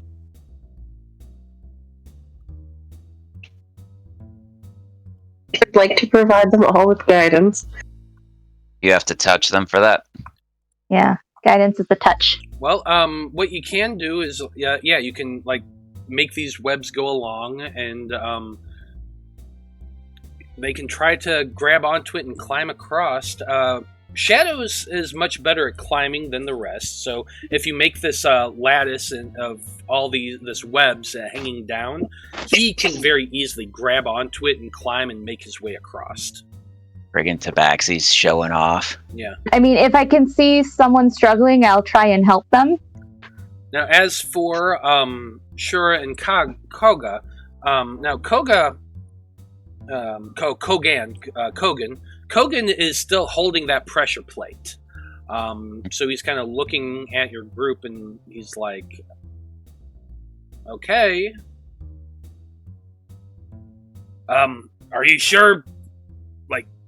I can try climbing, but the moment I'm going to crawl down towards the bottom of the wall. Uh-huh. And oh shit, no, I can't cast spells walls in this form. No, you cannot. Okay, can I try and like web the pressure plate so that it's like gummed up and stuck at the with the amount of pressure on it, like Can we wedge it something doesn't in come there? up and it doesn't go down, it's just stuck where it is? Let's see. The web itself. As it says, a target is restrained by webbing, so can I restrain the pressure plate? You That'd be could, a but you're target. also going to be getting it on his feet too. So you can do this, and he's going to have to like try to get himself unstuck. But hopefully, if you do that, maybe the pressure plate will Knock go stay off. down. Yeah. Yeah, I'll help him get out of the web because I ignore movement restrictions caused by webbing, so I'll help him get out of it. Okay, so you're helping him. So he's gonna be able to roll this with advantage. So you you splat your webbing down at his feet, and you basically coat the floor in that area around his feet. Like his foot's kind of half down, and it gets in underneath there. So he's gonna then, using your help, you like kind of go on the wall and reach out. He grabs onto your feet, and he's gonna try and pull himself up to grab onto the webbing. So he's using you to help to do this. It's a DC 12 strength check.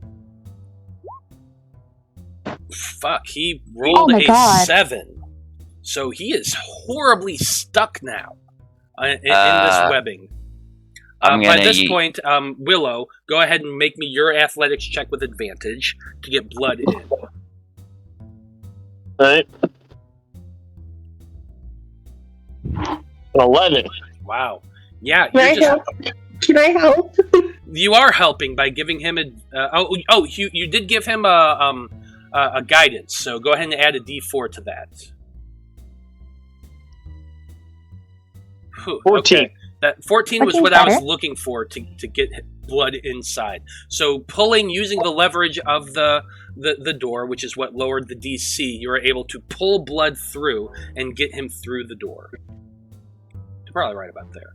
And shadows will help him move him because he's still paralyzed. So if I toss the orc that dagger, can he use that to try and cut some of the webs around his feet? Actually, yeah, I think the webbing doesn't have like a horrible. Okay. Then I'll toss him the dagger that was given to me to try and saw those spears out of me. It says the webbing can be attacked and destroyed. Yeah, AC of 10 and 5 hit points. I mean, he has a dagger in his own too. Oh, okay. So he'll sit there and use that. Let's see here. These shouldn't be an advantage, but they're still more than high enough. Yeah. So he's able to cut himself free eventually. Basically, I'm going to roll another D4, and if he gets a 1, the spears are going to be coming out. If he does not get a 1, the spears stay in. 2. Hey. Whew. So they remain, and then he pulls and kind of pulls himself onto Eloise, who then is able to get him across.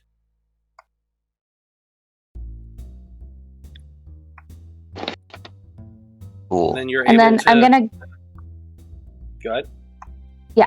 Once we're in, I'm gonna go up to Willow, and because I'm still like all of my Eloise stuff is still attached to me in giant spider form, and I'm gonna pull a little pouch that has diamond dust in it, and I'm gonna hand it to Willow, and like take her hand and pull her over to blood.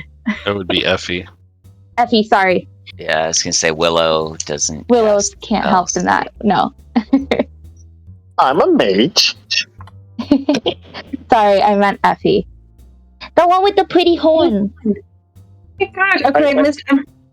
Willow forms horns on her head. I have pretty horns. The one Well, I mean, who's Eloise twice is as- technically a spider. She's not saying any of this shit. No. twice as horny as the next person.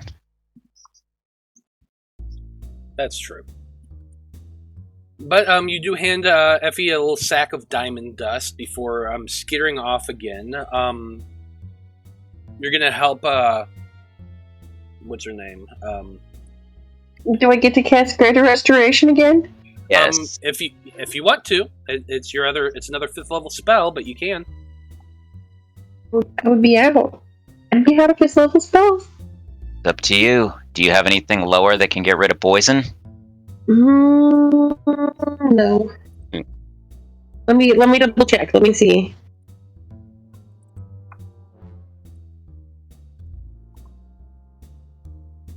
Do we have anybody with Trying to play up the fact that he's paralyzed and not moving. But he does wear gloves, like, all the time. Even if he's not wearing his gloves of thievery, you'll never find him without gloves. Also, is there not an extra saving throw after a certain amount of time? No, it just lasts 10 minutes. Oh. But Yeah. and honestly, like in 10 minutes is probably about the time Shura and Eloise has made it into the area, while the rest of your group is kind of like looking around, and that's about the time the paralytic would wear off. Okay. Veil, our time has come. Okay. Now that you're actually all in this room and kind of looking around, I'll go ahead and read what's actually going on with this room.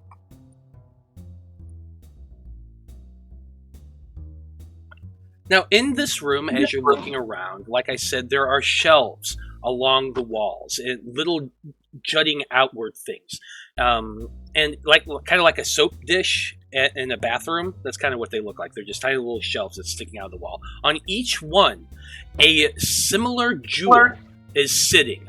They're about a fist size in various cuts and colors. And since Eloise has been using a torch and probably handed it off to somebody, it was Shadows who was probably holding it as you guys were going across. As that light is going around the room, you can see that these gems that are glittering in that torchlight are a rainbow of colors. Red, blue, purple, green, orange, yellow, all the colors of the rainbow are represented. The gems are all about the same size, and actually, as you start walking around and examining them, the base of each one is identical, and just the shapes from there kind of differ and differentiate from gem to gem. No two are really completely alike, other than the bases, but it is just a glittering cascade of color, which is the first amount of color that any of you have really saw since coming through here. The statues around the central column are basically person-sized. They're about the size and shape as actually, now that Blood and Shadows are kind of looking around, both of you realize at the same time that each one is of the Zaeim as well. Different clothes, different positions, but in each one, at least one hand is sticking outward and open, as though it's like reaching out for something. To either side of the chamber, there are two much larger statues, here and here, made of stone, and also of the Zaeim, but they're much bigger. The ones in front of you around the column are of an actual height of the Zaeim. They're about 6.5 feet tall. These ones are twice that. They're at least 10 feet tall, or 12 feet tall in total. They're huge. They're massive. They're doubled in size. Each one seems to be holding. What are they holding?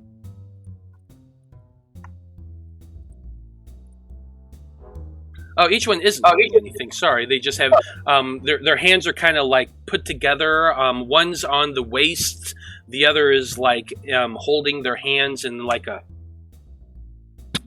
that kind of motion, like a congratulatory motion. But they're also of the Zaeim, just much bigger. Now, to the far end, you can see another vault door. This one also just has one of those turn cranks. Okay. I'm gonna start trying to puzzle out this puzzle. Yeah. I'm gonna do the same. See if there's anything on the walls that correspond with the statues. Fairly certain that it involves putting gems in each of their hands. Yeah. There's too many for Roy G. Biv.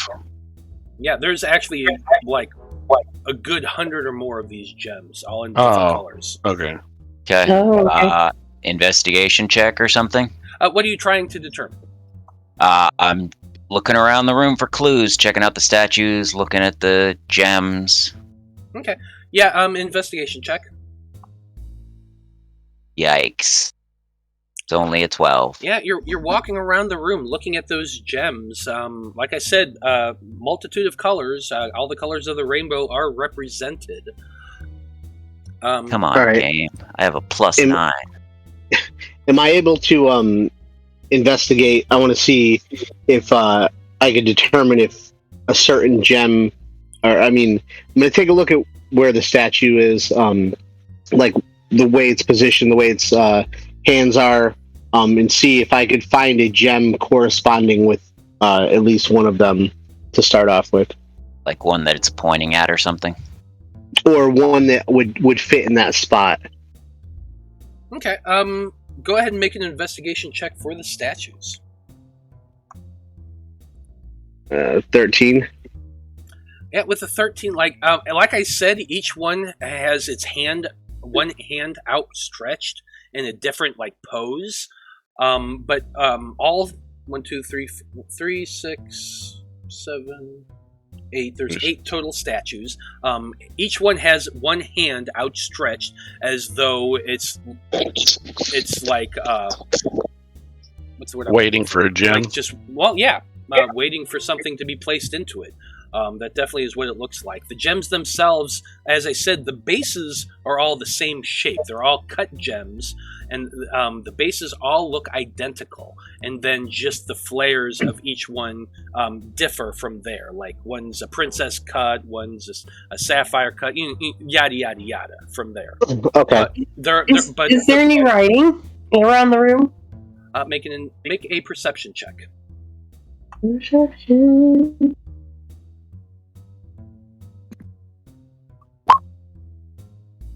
Good one. You do a very thorough look around the room, and you do not see any writing of any type. Okay. All right. Good. So you said the statues, like one has like a princess cut, one's a certain type of cut. The statues themselves just have their hands open. The gems themselves, all the bases of the gems look identical. The design of them from the base is what changes, but each one looks different. The thing that makes them out is there's all the different colors of the rainbow, and there's quite a few of each color. Okay. So, when you do the math of hundreds of gems sitting on shelves, there's probably a good 15 or so of each color just spread about the room. And Shadows can guess that he probably put a gem in each one. That's what statue. That's what just. Yeah. What Shadows said is that he would fiddle with something on the walls and go over to the statue, and then just keep doing that for a little while. So It's probably a pretty good idea that he was placing gems into the hands. Good. No, I got that part. I was trying to make sure that it was all the statues and not just some of them. Well, of the 10 statues that are in this room, 8 of them have hands outstretched. 2 do not. The 2 bigger ones. Okay. So yes, probably all of the small ones. Yep. So, somebody else talking, or was that just reverb? I just hear you. Okay, I'm going to walk up to this wall right here and see if I could find a gem that corresponds to. Hold on, I'll go right here in the corner. Corresponds to this one right here. or I'll get one that I believe to be for this statue's hand. So, can I roll something for that? I'm not sure what you're trying to roll for. So can I look for gems that look like they're all just like scattered on shelves? Yeah, they're it's just not like each one's sitting on a shelf. Just in like a soap shelf, like in your bathroom. There's just a little ledge sitting there. Just each gem is sitting there. They're all roughly the same size. They're all like about a softball sized gem. Each one in the base looks identical. They're all shaped just the same way on the base. Okay, what do you mean by the base? The base of the crystal. So like the bottom of it. Okay. Uh-huh.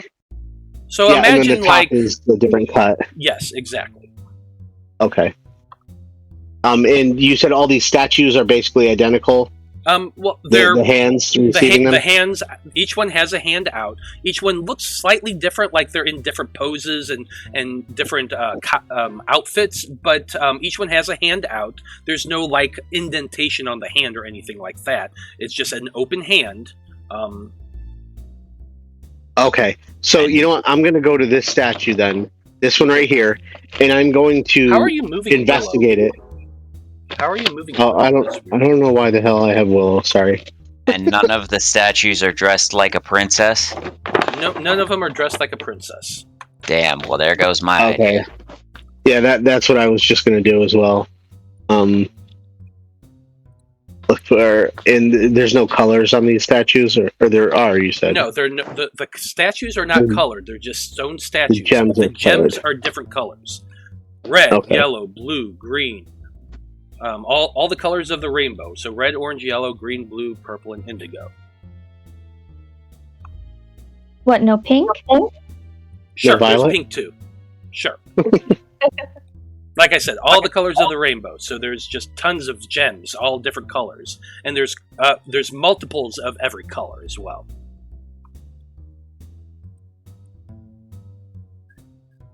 I mean, I look over at Corin and I say, should we try to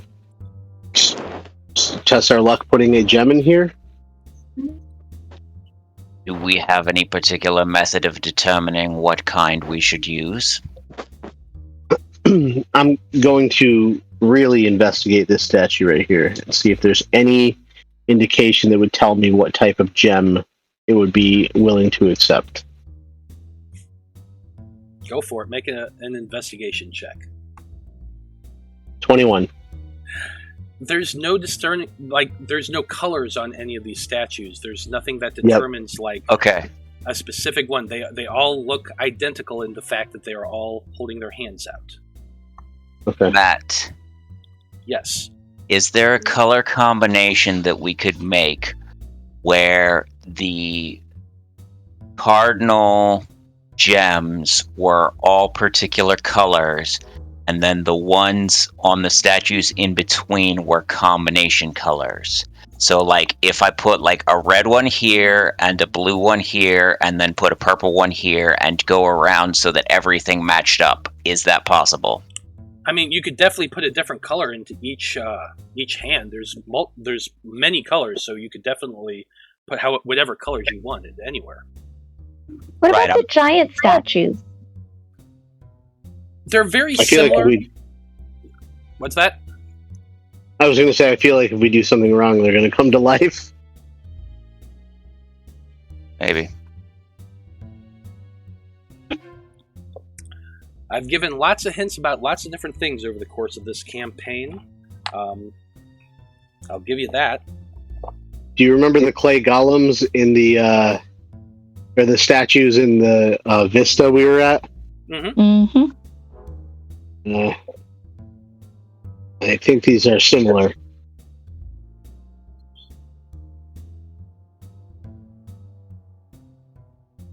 Lots of hints.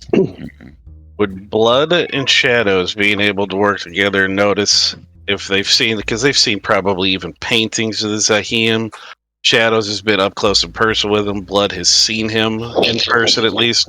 Mm-hmm. Are there certain cuts of gems that we typically see him wearing? Or something about paintings of him that's a cut that's associated most with the Zaeim? Make a history check. Would he be able to do that at advantage since he and Shadows are kind of like workshopping this together? Sure, I'll allow that. God damn it! Damn it! You know what? Fuck it. I'm gonna burn my inspiration. Roll it one more time. Go for it. Roll it one more time. I have well, it's better. 14. Didn't do the dice that time, Can but I pat him on the shoulder and just say, I don't know, cleric, what let the guidance? power of my faith guide you. Power of Christ compels you? Power of Christ compels you. I like it. Go ahead and roll a d4. No, it's 15. Damn it. Well, hey, 15 Okay. could be. I mean, So I'm gonna, yeah. You burned an inspiration for this. You've lost your inspiration, your heist coin. So this is what I'm gonna give you. In your many, many years of living in Rowena, and Shadow's many years living in Rowena and working among the Cerulean Syndicate and living in Rowena, the Sapphire of the they're the of fucking the- blue ones. of the Gentler Waste, and I can keep going on. I really can. Oh, because yes. the color, like if you remember, if any of you watched the God damn it. the championship, I described the Zaeim wearing blue gems and blue feathers and blue coats. We're gonna so- grab blue gems. Sure. Blue gems for all. Well, Yeah. he and Shadows, they're talking. I was like, oh my god, fuck it, dude, we're the Cerulean Syndicate. If Shadows has... Look- I don't know how good his memory is, but if he has any recollection of the vague idea of which ways that he How many went. blue gems are there in there? There's quite a few in their total. Like, oddly enough, there seems to be at least 8 of every single color. Oh wow, there it is, huh? Are the All blue right. gems different shades, or are they all the same shade? There are actually some different shades to them. Like there's indigo, and there's also like a darker blue and a sapphire blue. And so you're probably getting the idea by now of what color to go for. Yeah, going for sapphire. Sapphire. Yeah, the sapphire. Yeah, it's Yeah, almost as if I sapphire. have running themes throughout the entire campaign. All right. The- Well, that's good to know to keep my mind open on things like that. So yeah, we'll take the sapphire. Hey man, we never dealt with the Hey, yeah, sapphire. Put them in the statue. Yeah, that's true. I You hate guys to have burned that, but it would have taken us fucking the rest of this goddamn session to figure it out. No, it was worth it. It was Yep. worth We it. never would have figured that out. It's just me that I had to burn that, but yeah, we would have been here fucking forever. So I'm just going Morons in to this throw group. one more thing out at you.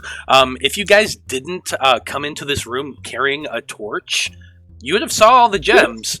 But you have in dark vision, you can't see color, so that was an even added extra level of challenge. We would have only seen cuts. Yep, you would only have seen cuts, had no idea what color you would have been putting on there. Fuck it, just You're grab all welcome. princess cuts. Grab but, the sapphires. But yeah, as like it dawns on all of you, holy shit! There's like a literal theme in here in Rowena with the color blue. You start going looking for the sapphire-colored gems, and you do find 8. Okay. All of you walk over and place it in one of the hands, and the moment you do, you see that a bit of bluish energy comes out from the gems, going along the arm and down into the body, and each statue faintly glows blue for like half a second, and then you just hear a click from the door beyond. I'm gonna try and fucking open the door. Give me an athletics check. Sure. I still have my gloves on. I got Honestly, a 17. So the poison in the last room definitely goes through gloves. That's not what Oh, helped. okay. It's just the fact you weren't touching it. You're being careful not to touch it, which is what That's allowed fair. you to get past. Well, But it's rage just a has crank. empowered me. Yeah, it's just a crank, and with a 17, you very easily heave, and you turn that crank, and the door opens. Rage has empowered me. Come on, that was an awesome puzzle, you have to admit. Yeah, that was good. That was good. Ozone room is up. It's one of those things where it's like, well, how the hell is this gonna? There's no way we're gonna figure this out. But then once you find the answer, you're like, oh my god, I'm so stupid. Why didn't I think of that? Yeah. That's why I love puzzles like that. Yeah. But as you step out, you see that the corridor branches off in two different directions, to the north and to the south. We do So have going a by map to follow, though. yeah, going by your the map, map. the south is a dead end. Yeah, we need to go north. Shadows does tell you, yes, you do need to go north. And as he's walking, he tells you all and reminds you, yes, so Valen Road did have me walk down this area. Nothing really happened. But when we reached the end of it, that's when I sensed him casting spells on the two of us before he led me on. And I did smell that smell of ozone throughout that area as we walked. Which means Okay. most likely we shall need spells so that we don't need to breathe or to hold our breath. Although ozone could mean something else. He did describe it as when lightning strikes in the desert and leaves glass, that's the ozone smell that he would smell. Oh, then perhaps lightning in this room.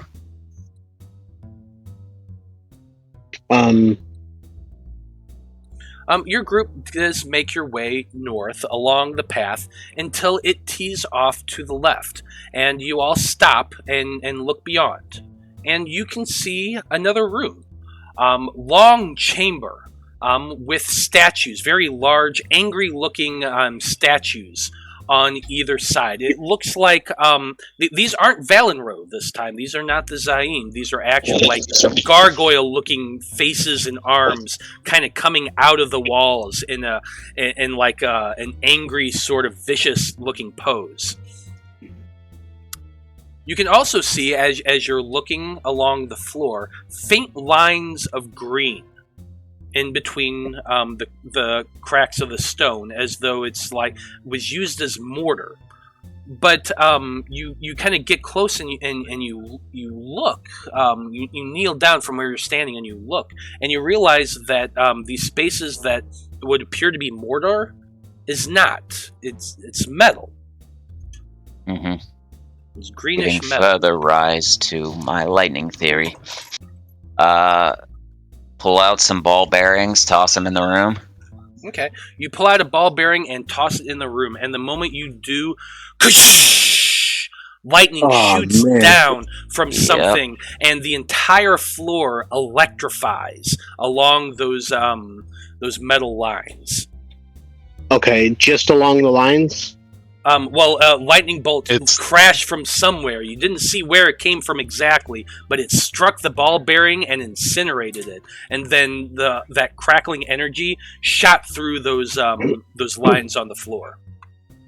Okay, so what would we need for a spell to protect against lightning or electricity?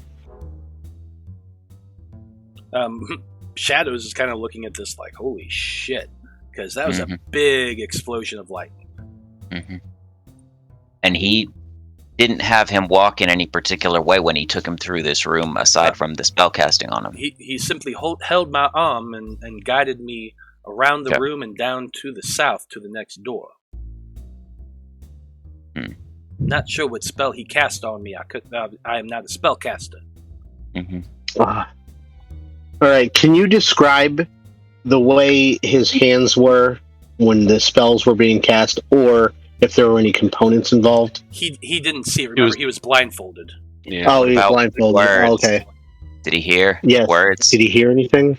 He heard like guttural sounds, like kind of in a language he didn't know. How about this? Since I am a linguist as one of my feats, can I try to have him give me his best impression of what it sounded like, and then I could try to decipher it from there? Are you like specifically asking him if he can do this? Mhm. Yes. Okay. He sits there and thinks about it and says, "I'm not gonna lie to you, Veil.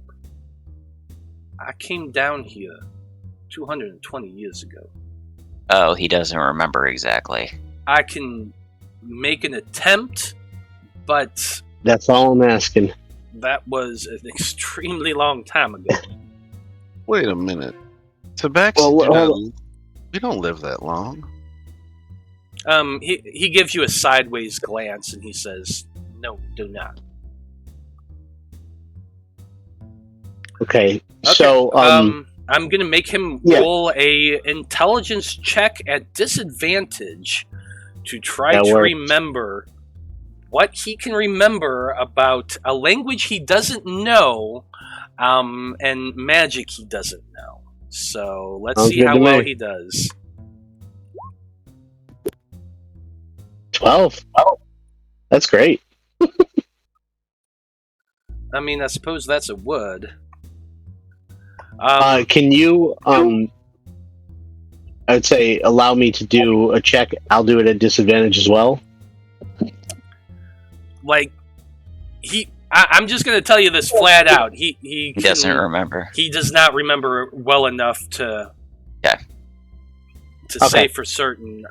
Like he's trying to like you watch him just like trying to mouth a little bit, and like I'm pretty sure that was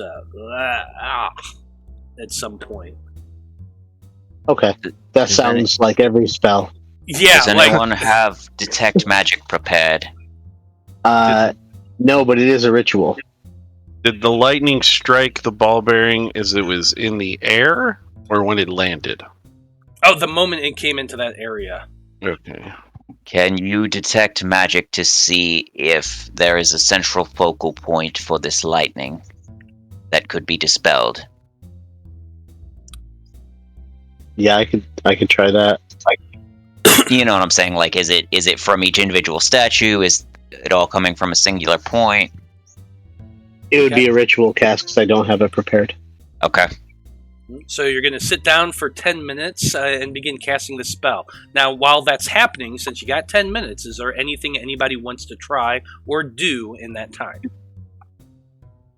Anyway, I know we could like. Is there any way we could try and ground things out? But Blood won't know. You have to ground things out for electricity. I cast summon rubber BDSM suit. So your pajamas? Let's face it. He's an elf. He's got that stuff. I don't wear pajamas. I'm an elf. got I that with trance, I don't sleep. You got that with your gift bag. That was a joke. So that's a no? Nobody? We're just everybody sitting down and chilling for 10 minutes? I'm looking around. I'm trying to look at my spell list and stuff. Okay. Trying to see if I get inspired. Yeah. Blood. God damn it. You know what? He's got some of those un-arrowed tip. He's gonna fire off one of the arrows that Okay. doesn't have a tip on it yet, and see if the lightning strikes that. Okay. You grab your... so just show me with the ruler, what direction are you shooting this at? Just He'll fire one, I guess, just kind of from, just in at an angle. Sure. Okay. Yeah, you can do that. You fire your arrow, and the moment it gets past right about here, that lightning just comes shooting out and slams into it and annihilates the thing. So it's not something that it needs to be non-metal. What about? Now, can we What, Effie? go on? I'm sorry. Go ahead. Okay, can we see where the lightning or originates from? I'm sorry, you're breaking up. I couldn't hear what you were saying. She asked if we could see where the lightning comes from. That's what. Yeah, I think I'm detecting magic for that. Well, the bolt of lightning, as it shot out from somewhere beyond the where you are all standing. So, like, you can only see the angle that you can see, and the lightning came from further beyond. Does it always seem to come from the same area? Generally, yeah, past that corner somewhere. Does Eloise have, or would wind walk work? And does Eloise have it prepared? Or is that technically a teleportation? No, I don't think it's a No, teleportation. it's just changing your physical form. Yeah. So is okay. The giant spider looks at you and shakes its head. Nice. Misty Step would not work. That's teleportation, but Windwalk is not.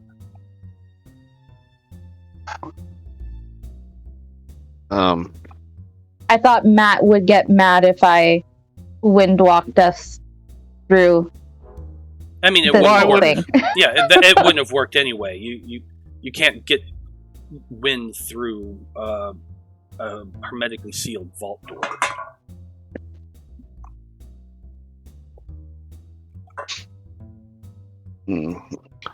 I mean, well, I guess if Veil's still doing his ritual for it, he's got his little mirror, and he'll hold it up to where it's like he's going to be kind of over here. He's not crossed the threshold, and he's going to angle it so he could see further back into the room.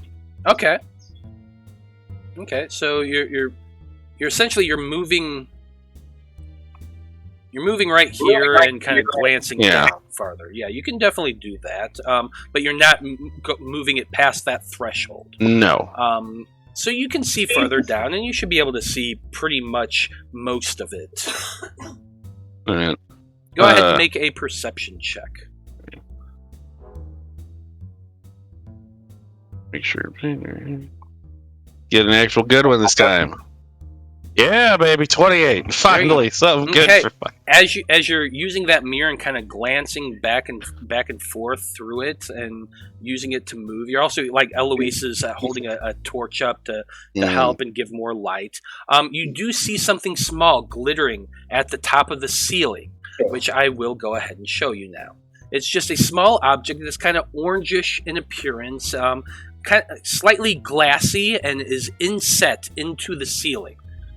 Which is so about 60 feet up. Is it flush with the ceiling, or is it flush like with the ceiling? It's flush with the ceiling. You can just see it up there, and like it's the only thing that stands out from this area. He's gonna have people move back a little bit. He's like, "All right, Miss Eloise, it's like I want you to stand where I'm standing. Can you see that? Well, I guess she can. Mr. Veil, you can see in the dark." Yep. He's gonna show him in his mirror. I nod at you. As a giant spider, I have dark vision. Oh, yeah. Well, I guess the spider's holding the torch for me. Or shadows can be, whatever. Well, he'll pass him. He goes, "Can you see that glint on the ceiling?" He goes, "Watch that. I'm gonna fire another arrow in. Just be very careful." And he's going to kind of have them step back, and then he's going to fire an arrow over their heads, obviously, pretty high up. He's going to aim it. You said it's like a 50 or 60 foot tall ceiling? Yeah. All right, so he's going to be kind of like sitting there. He's going to shoot it up like, if it's going to cross 30 feet over their heads. The moment it leaves your bow and gets to right out here, that bolt of lightning comes shooting out from that orange glassy area and slams into it. Electrifying everything, and all of you have to jump backwards a little bit, so make me a dexterity saving throws with advantage, the two of you who are up front. Do a what advantage? Dexterity save. Oh, Jesus. I guess the blood's there. Spider's dex. Hold on. Is it going to be the two of you up there, or? Yeah, whoever was up there. Spider dex. You get advantage. 12. Mm-hmm. Okay, so almost a 19. Is she still a spider? Well, let's find out.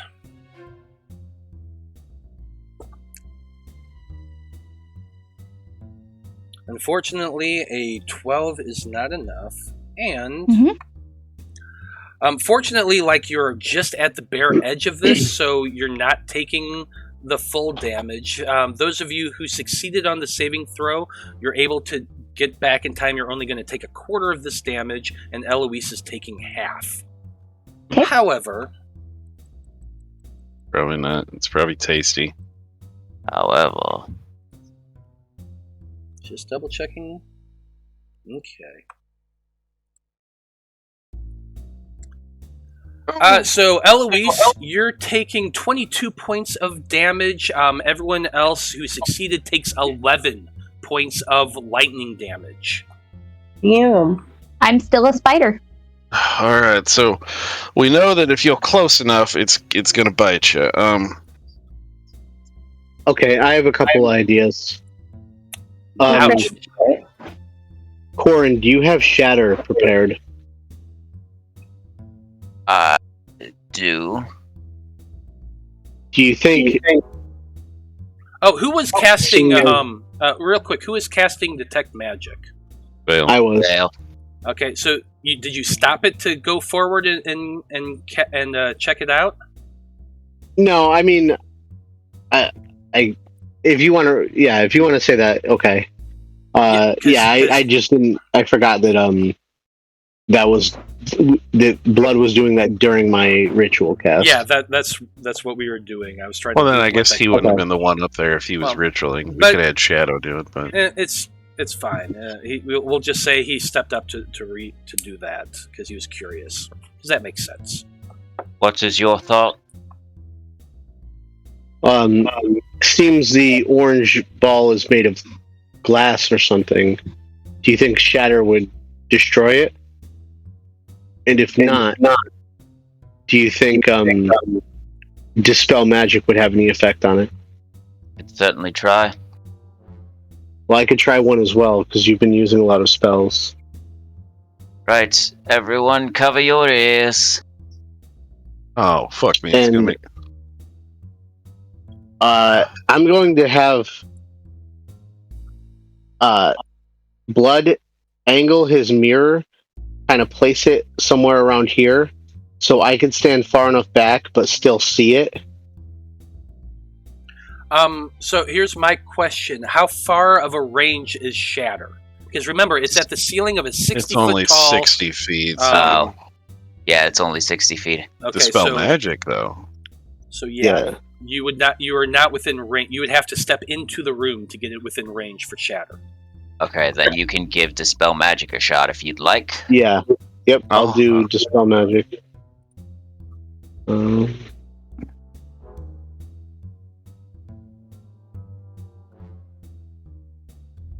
You got click? I. Oh, yeah. Yeah, it's taking its sweet time on some things. Mm-hmm. If I'm right, you're gonna have to roll a 20 to succeed. Yeah. What level spell are you casting? Level 3. Level 3. Okay. And yeah, So you I'm will going to have need you to make me a Take a check. Yeah, to make your check. You make your ability check with your spell casting ability. Okay. Let's see. For each spell of 4th level or higher on the target, make an ability check. Use your DC equals 10 plus the spell's level. So what's the spell's level? You We have don't no know. idea. And Oh, okay. So I just need to roll. You roll a d20 and add your casting modifier, and then he tells you if it succeeds or not. Yep. He's not going Okay, to tell you so what the just a- spell level is. Got it. So just a regular D20. Yep. Oh shit! you should have just rolled an I'm- intelligence roll, like check roll, because you use your intelligence as your spellcasting modifier, right? Yeah. Yeah. Yeah, so just roll your an intelligence check. Well, he rolled a 4. So now, before I tell you whether or not it succeeds, Yeah, I'm Um, gonna yeah, I'm gonna cash in my chip. I'll remind my you that you inspiration. also have the lucky feat. Oh my god, you're right. Just use a luck point, dude. That's what I'm doing. Man, I completely forgot about that. All right, now can I roll my intelligence? Yeah, just click the intelligence check. All right, just intelligence. 17. Yeah, unfortunately, you cast your dispel magic spell, and it still doesn't you cast the spell, and you're feeling really lucky when you do it, but it doesn't work. And I'm going to need you to make a dexterity saving fourth throw. level or higher. Wait, I placed myself far enough back so I was out of the range. Yeah, it's still shooting in that general direction because someone casts a spell at it. There's always a reaction when it doesn't. Are they still at advantage? Yeah, you're still at. Well, let's see. Where are you at? Yes. I'm right here. Well, little Rowan, since I guess he had to be mildly involved. Oh shit. In this. Okay. I have to. Yeah, you had to be close enough to at least see the thing to cast the spell. So you had to be at the edge of it over. Well, no. So I said I put Blood's mirror here. Yeah, and you're standing next to it, and okay, you would not be able to cast the spell like that. Yeah, you're getting hit.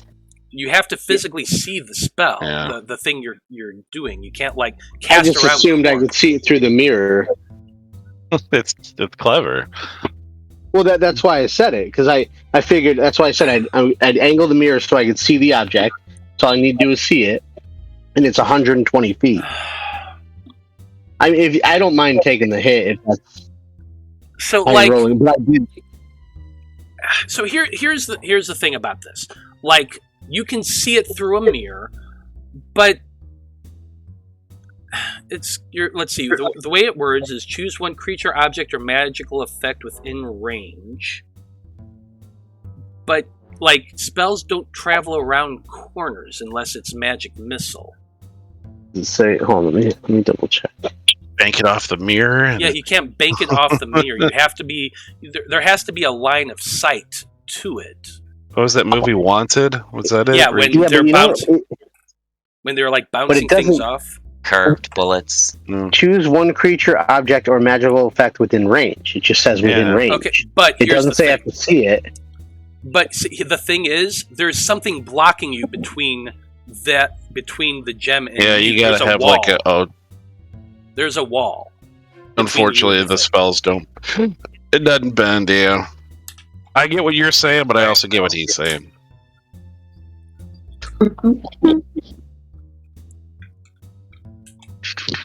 Yeah, that's the thing. Because remember that most spells, if there's an inch of metal, a foot of wood, if it's a lining of metal, an inch of wood, or a foot of stone, the spell won't go through that. Yeah. Real quick, would this be an AoE effect if it's hitting the ground? Basically, yeah, it is an AoE effect. So, now you're on the very edge of it. So you're when you're standing right here, which is where I'm assuming he was standing when he was saying he was doing this. I was just asking if evasion. Does it remind Eloise of the time that her and her father, called lightning in Bradfordshire? Is that obviously way more powerful, but does it remind of that kind of thing? Kinda, sorta, yeah. Alright. Cool. Do you guys think it would be a good idea if I just tried to destroy the crystal? Or that's what? Yeah. Do you have something that can reach? A guiding bolt. What's the range on that? 120 feet. But anyway, we need to get back to casting the spell. You could have cast the spell, but you would have had to have a line of sight to see it. You can't. It can't go around the wall, and it can't go through a wall. So you would have had to be at least close enough to have visual on it. Now, standing right there, you could have held the mirror here and be able to see that and cast. So you're just barely not within the range of this corner right here. I was allowing that, but if you're trying to do it from here, you just wouldn't have been able to do it. Right. That's what. Yeah. I mean, I wish we specified that before, but that's fine. I mean, if we It's didn't really roll, not that big of a deal. If we didn't roll, I would say so. But like when you said you were putting the mirror right here, I thought you were just like having him hold it so you can like see around the edge of that corner. Does that make sense? That's how I was. It was just I should have communicated better that that you were moved back behind this wall because I did not catch that at all. All right. Like I thought you were just underneath one of the other tokens up there. No, it was I specifically moved him there, but like I said, it doesn't matter. I got a 16 for a dexterity save. Okay, so you got a 16. Eloise, you got a 17. What's this other 8 down here? That was my advantage. Oh, gotcha. Okay. And Blood, you got a 25. So yeah, all of you saved, which is good. So you only take a quarter of the damage. If it's AoE, then It is evasion technically AoE, so evasion. and Blood won't doesn't kick in. take any. He doesn't take anything. So half of 26 is 13. So everyone, except for Blood, who apparently is it doesn't. Evasion. He's just a sneaky fuck. It doesn't even have to be AoE if it's a dex save for half Oh, damage. yeah, and yeah, It just, you're it right, just yeah. works in So, general. So yeah, Yeah. Blood is able to jump back and take take nothing, while the other two, just take that. What they say, 13 points of damage. Yep. Eloise is So- back to being a dragonborn. Oh, is that All right. burnt? So I think Dispel Magic would work if it's cast at a high enough level. Yeah, because that's a lot. That's even more powerful than what me and my dad cast together. And I mean, that was pretty strong stuff. The best I could do is 4th level, since I need my 5th level spell slot to get us out of here.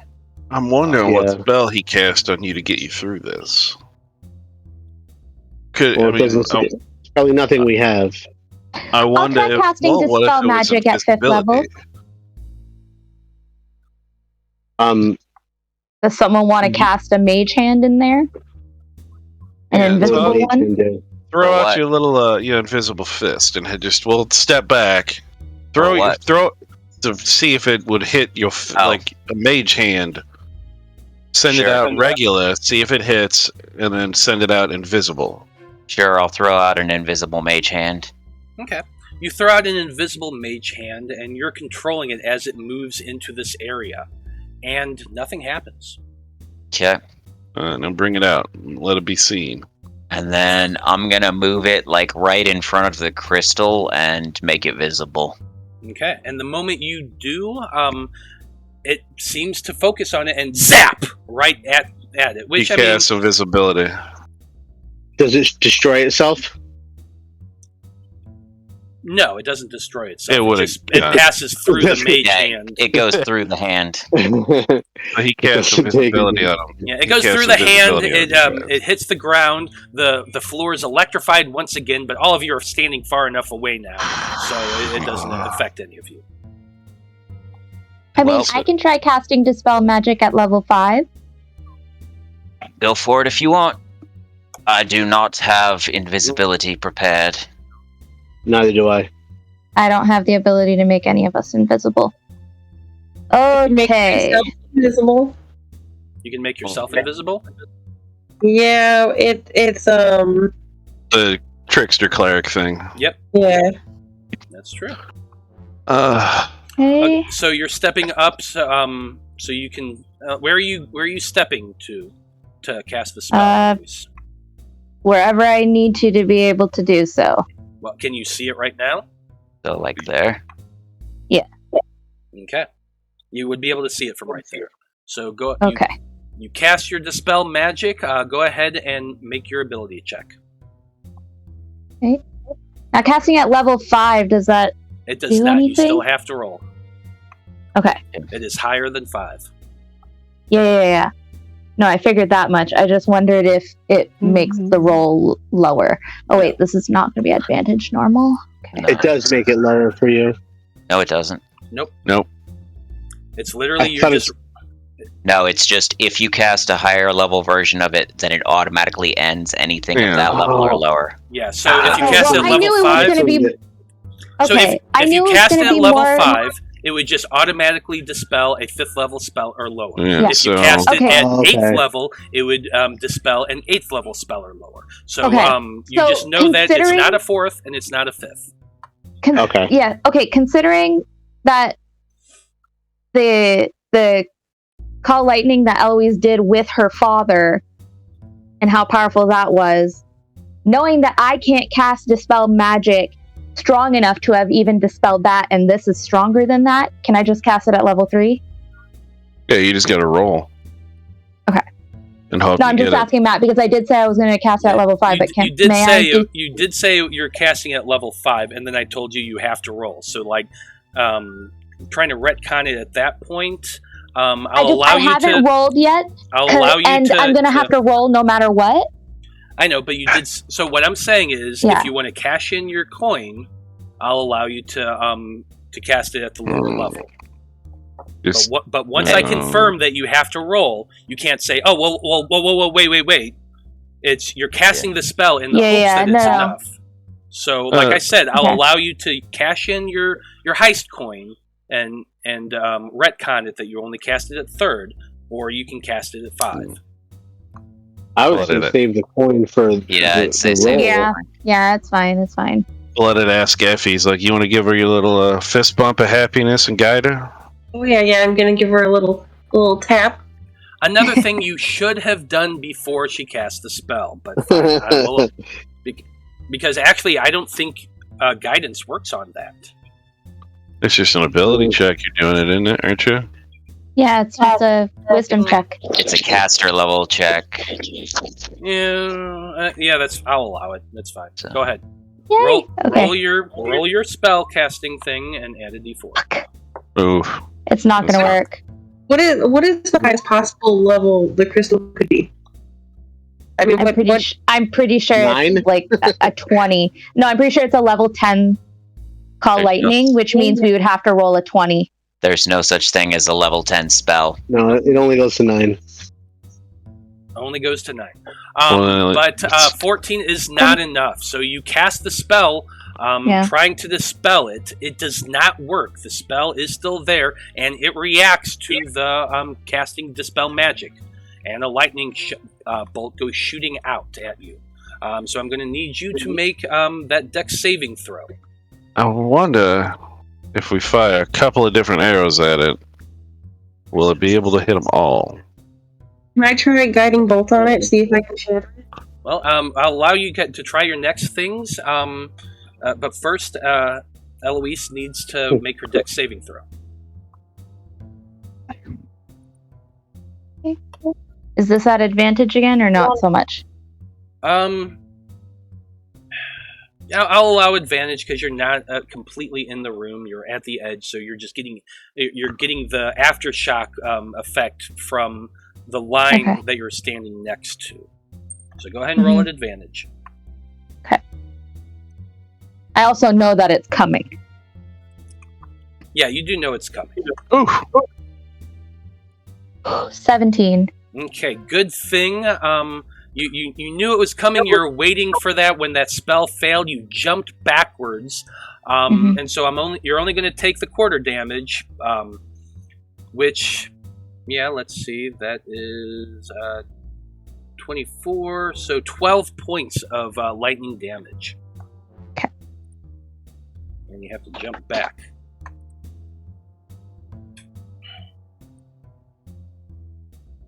I don't know how that gem is so strong.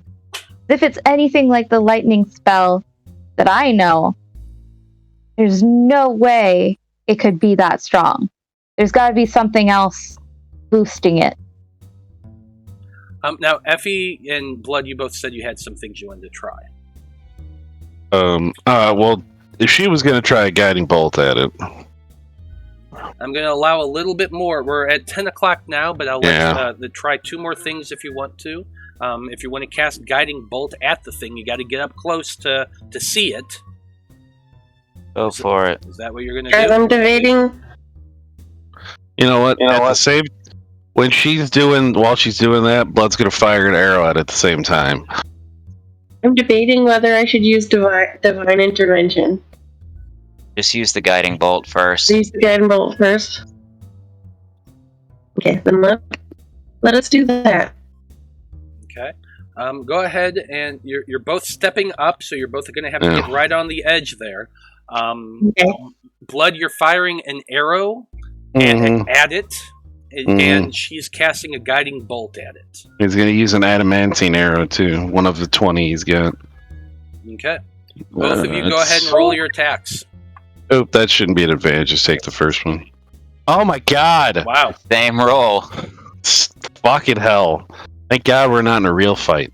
Desert Rose, that's a magical longbow, I thought. No, it's he's just calling it. I'm just calling it a lot. Oh. It's just a regular, yeah. Okay, that kind of threw me for a second, but No, 10, it's yeah. Both of you aim up, casting that spell, shooting that bolt. The moment those things go flying, that lightning bolt goes flying down in that area towards you, or towards the bolts. But it hits the floor, electrifies everything. I need both of you to make your dex saving throws. Well, those I can do well. What the fuck?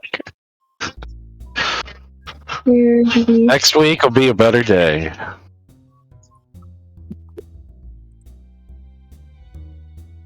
You do it. Do one more. Oh yeah, you got a 2 to 7. Unfortunately, Blood, you jump back, and with that evasion, you don't take any damage. Effie, you failed, and you take 25 points of lightning damage. That's alright. As you jump back. And I think that's actually where we're going to end things for this evening. Hey, did their hits actually do anything to it? No, it didn't even hit them. Okay, They didn't even. Once they got in range, mine was lightning came out. Mine was Target garbage. missed. Oh, mine just missed. Mine wouldn't have fucking hit anyway. Yeah. Neither of them were gonna hit, but they got blasted by the lightning regardless. Yeah. But good place to end it. You're stuck at the edge of this lightning thrower that is holding you back. So we'll try to figure out how to get past that next week. So how y'all like the trap so far? Pretty challenging, huh? Yeah. I mean, the sapphire room, maybe I could have figured it out eventually, but it's like, I've never been here before with my party, so... Well, we haven't either. So, No, We could have realized the we hadn't even- Sapphire, the Cerulean heard about Syndicate, the Sapphire now. City. Well, you've heard the Cerulean Syndicate, and probably a lot. No, just very little, actually. So Natalie got me this, and I love Willow's a member. it. It's awesome. Yeah, and she hasn't really talked about it much at all. The Game Yeah, I was Master's a- books of traps, puzzles, and dungeons. For Willow, that's her time there was traumatizing, so she doesn't talk about it. Yeah, so, no, we didn't know about it at all. That's okay. But anyway, good job. Y'all actually made it past without awakening the things inside that room, so that was good at least. Tune in next week, everybody, to find out how they make it through this room. Hopefully without taking too many more of those lightning hits, because they're pretty vicious. But anyway, thank you to everyone who watched this evening. We very much appreciate you tuning in. Come back next week, and we'll find out what happens. It should be a lot of fun, and who knows, maybe I'll actually get to kill somebody this time. But anyway, on behalf of everyone here in Shadows 8, I want to say once again, thank you for watching. Have a great evening, and we'll see you next week. Good night. Later. Hey.